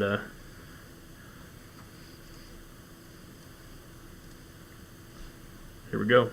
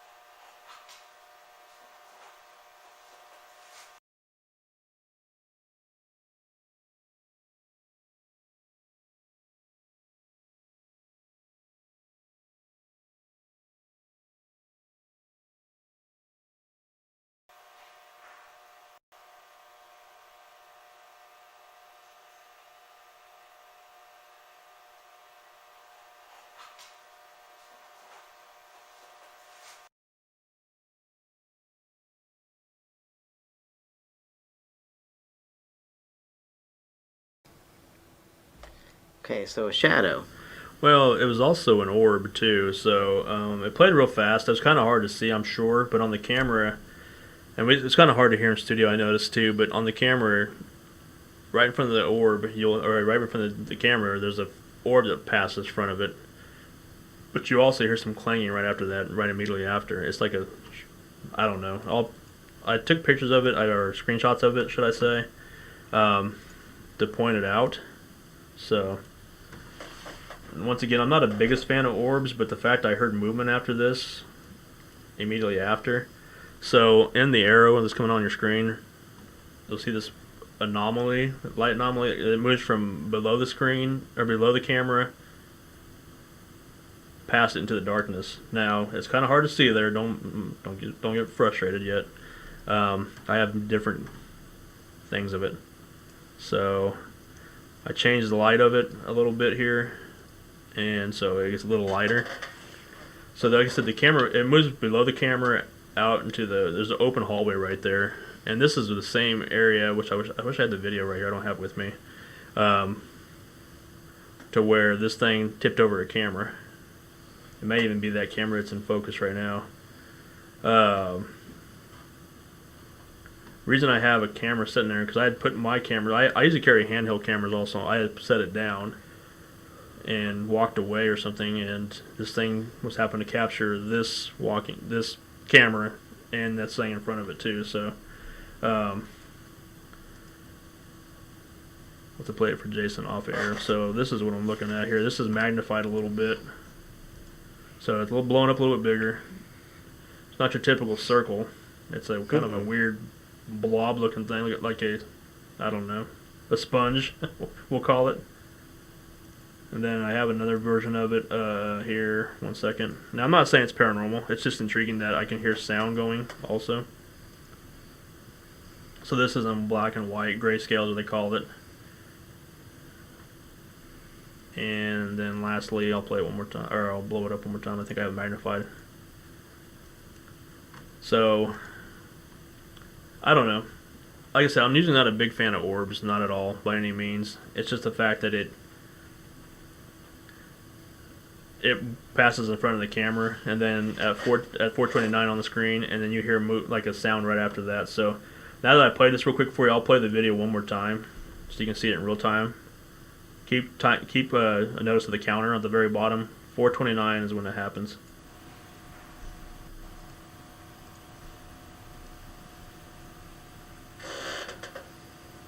That was Jason.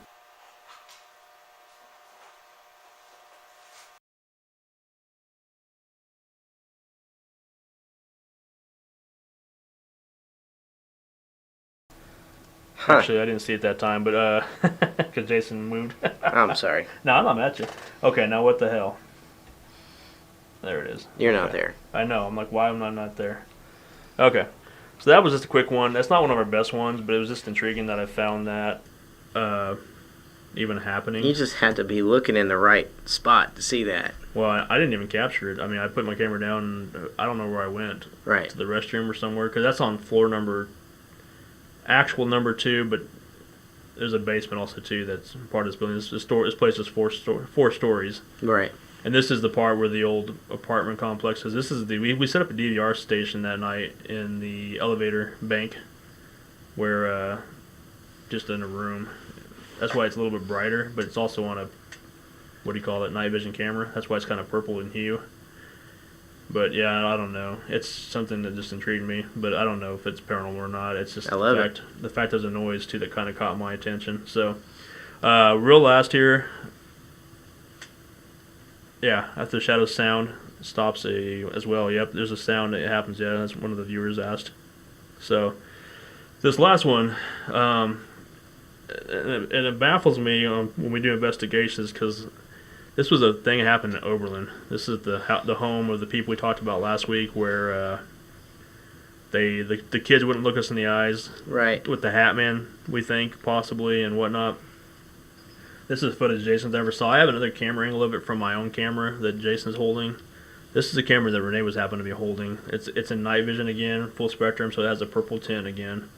And Jason has a regular camera, but my camera, my GoPro, that's shot with light, but it's not. I didn't bring that tonight, so I'll just play this video. This is when we hear a couple things happen here. A couple weird things. I don't know. Oh, hold on. That's why I'm on the wrong thing. 1 second. Yeah, I know that case all too well. It's the infamous belt buckle situation for me. So.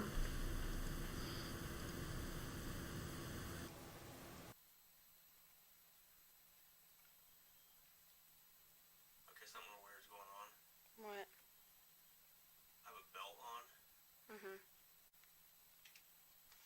Is that you? No. Okay. I felt like something touching my belt, like kind of pulling it apart. Did you hear that? I heard that.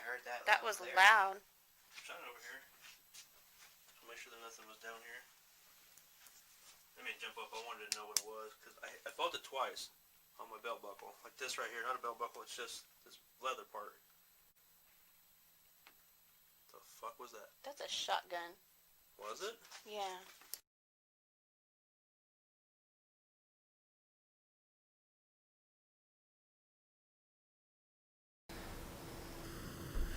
So I remember that very well.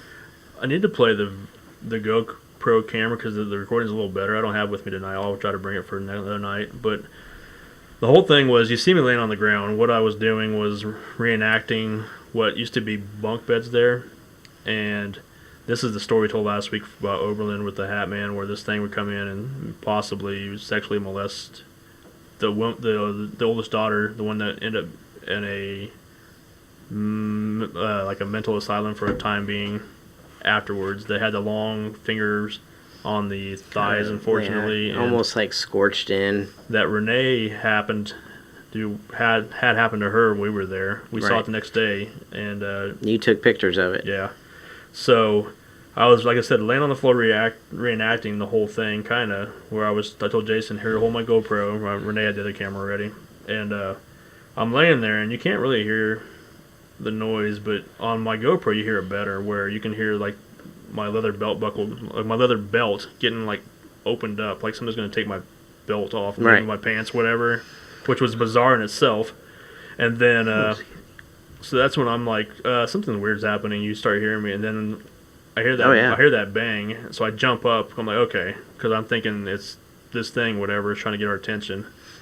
Well, then after that, the second noise happens, which you hear Renee on camera go, that's like a shotgun. You Oh, know, yeah. On this recording, it's not very loud. It's It's just not very loud, but I it's a tap. still remember the sound and the echo outside somewhere. Yeah. And that's very distinct. It was a shotgun that went off Oh, yeah. It's not at like 1 in the morning. It's not like it was right outside the window. It's like Yeah. loud, boom. We even seen the flash of light. That's why we were like, what in the hell was that? You know, kind of a thing. And once again, it seems like sometimes the camera doesn't pick up as loud as some of the stuff we Right. hear or see, whatever. And it's just bizarre to me. But yeah, that case was, like I said, one of our weirder ones where did we encounter a possible Hat Man? Who knows, because we can't get all the people to this day. But it's a bizarre case that And she was talking to me up until that well point, into the very next day, yeah, she's like, can't wait to see what you guys got. and then silence. And then after that, it was like no more contact. I reached out, I emailed, I tried calling, tried nothing. messaging her. Yeah, and I could see all of this. And I can back Jason's story up on Messenger. It's like all of a sudden, all form of communication with them got Yeah. shut off, and it's just never made any sense to this day. And we caught some weird things happen other than this. I mean there's more things happening. It affected us in a lot of ways, so. Yeah, I mean, two of our investigators, Renee and Jason, had some personal experiences immediately after the next day that were just unbelievable. So I don't know what you're talking about. Yep, so I don't know if you want to talk about it or not, but if you don't, that's okay. So Everybody else, told me about it. yeah. If you're okay with me telling it, I'll tell you. No, go ahead. Okay. I'm going to run to the restroom. Okay. So what happened was after the very next day after this case, with this kind of a weird entity situation thing, whatever it was, Hat Man possibly. I just remember we were all pretty much worn out. You know, we were driving back home, and this place is far away. I think it's 4 hours, 5-hour drive back from where we live now to out this place and vice versa.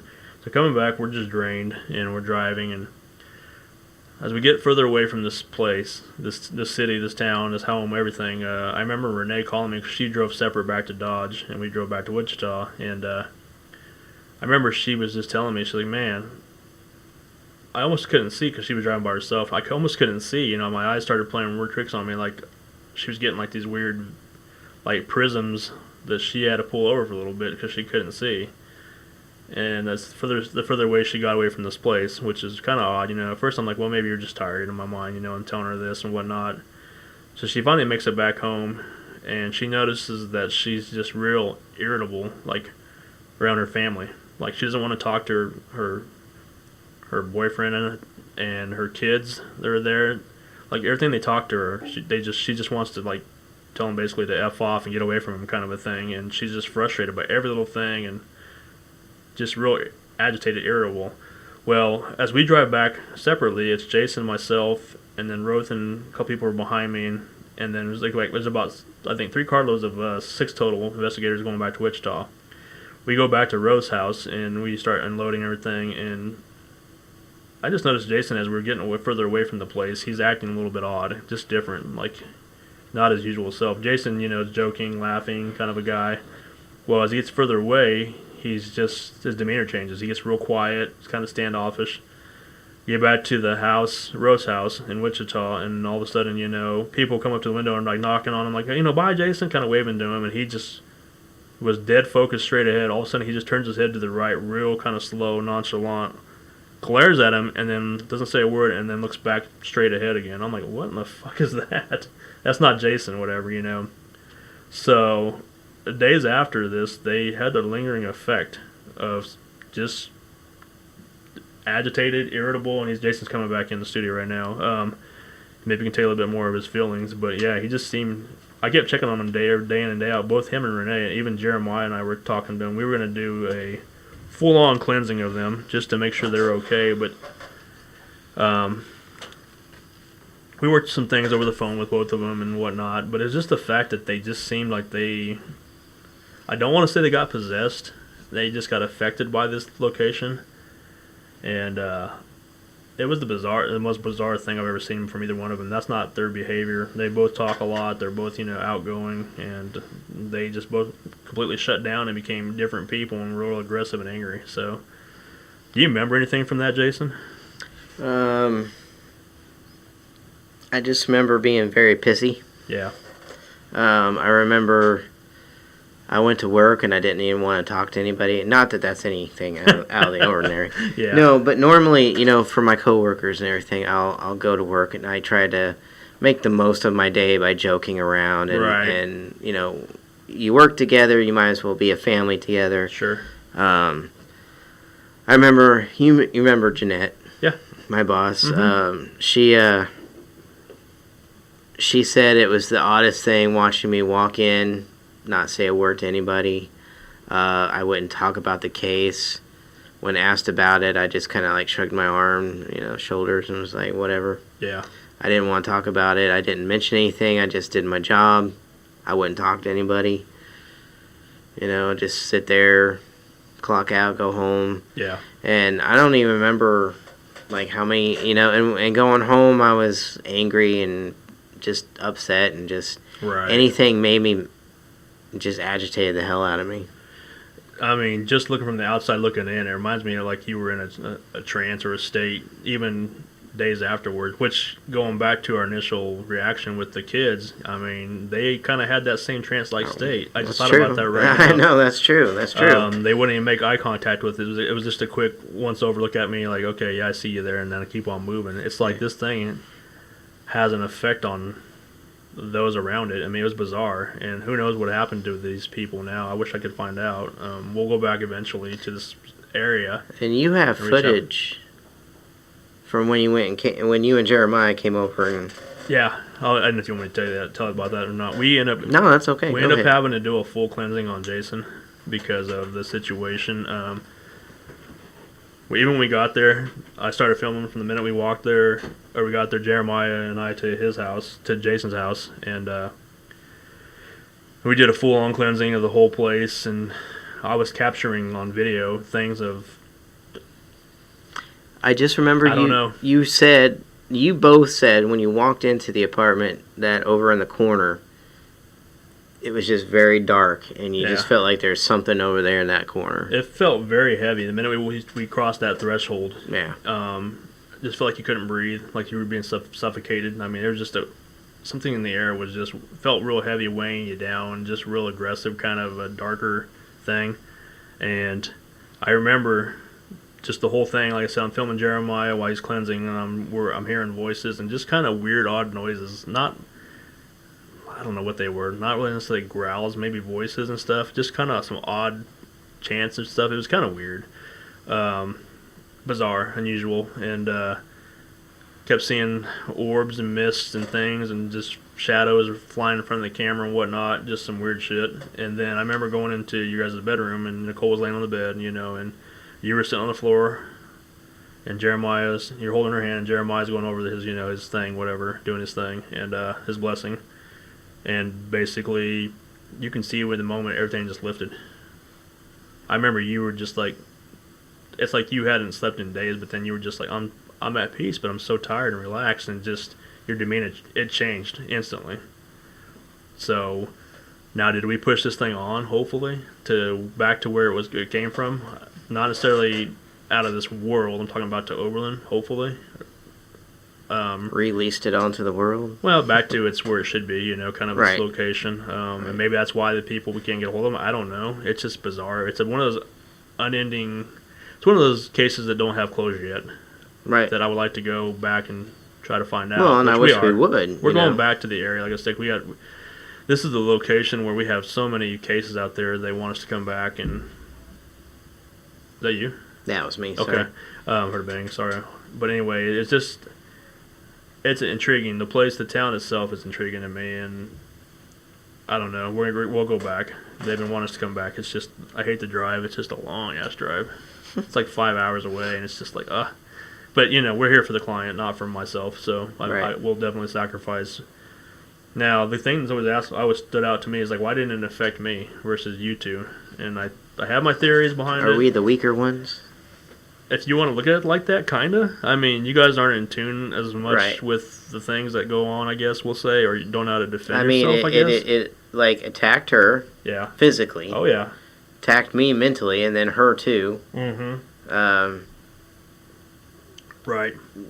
You know, I can see the stronger one more in tune with the things that, you're like, back the frick off. Well, I mean, the whole thing with the belt buckle, Yeah. most people would have been like, maybe oblivious to it, but I could hear it and feel it. I'm like, okay, hey, whoa, this is getting weird. I heard the noise. I didn't know what the hell it was, though, until you jumped up and said what was going on, and I'm like, seriously? Yeah.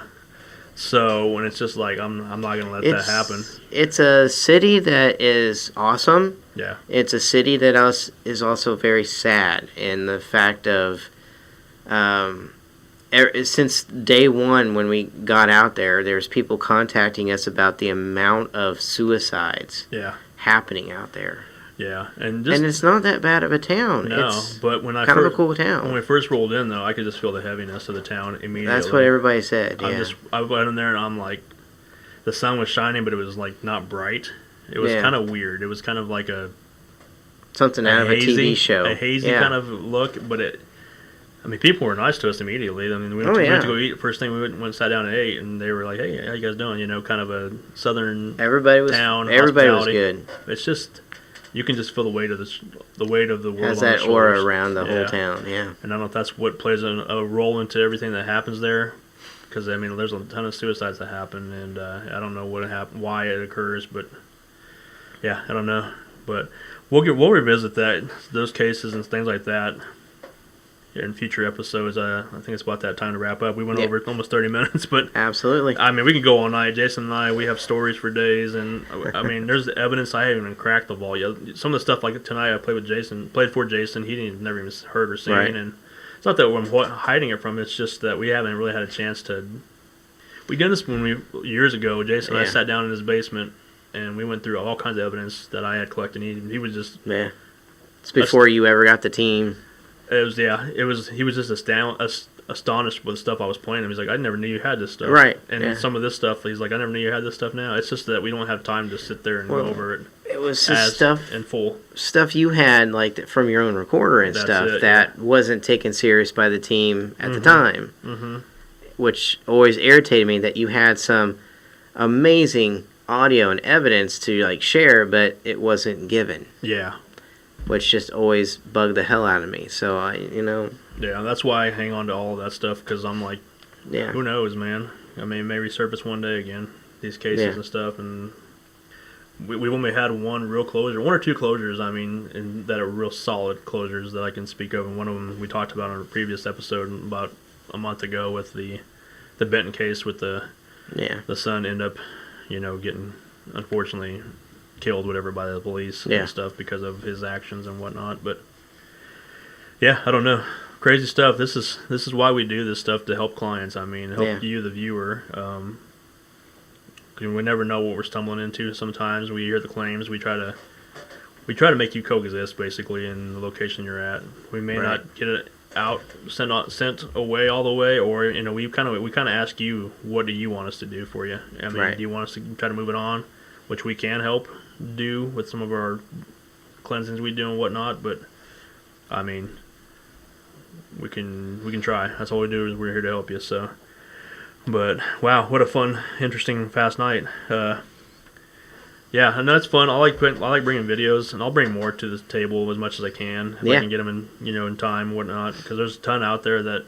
Some that you've seen on TV shows, some that I just happen to stumble across, and it's just fun to see what the viewers think and what the team thinks. So absolutely. All right, y'all. Well, that is going to wrap us up for episode 107.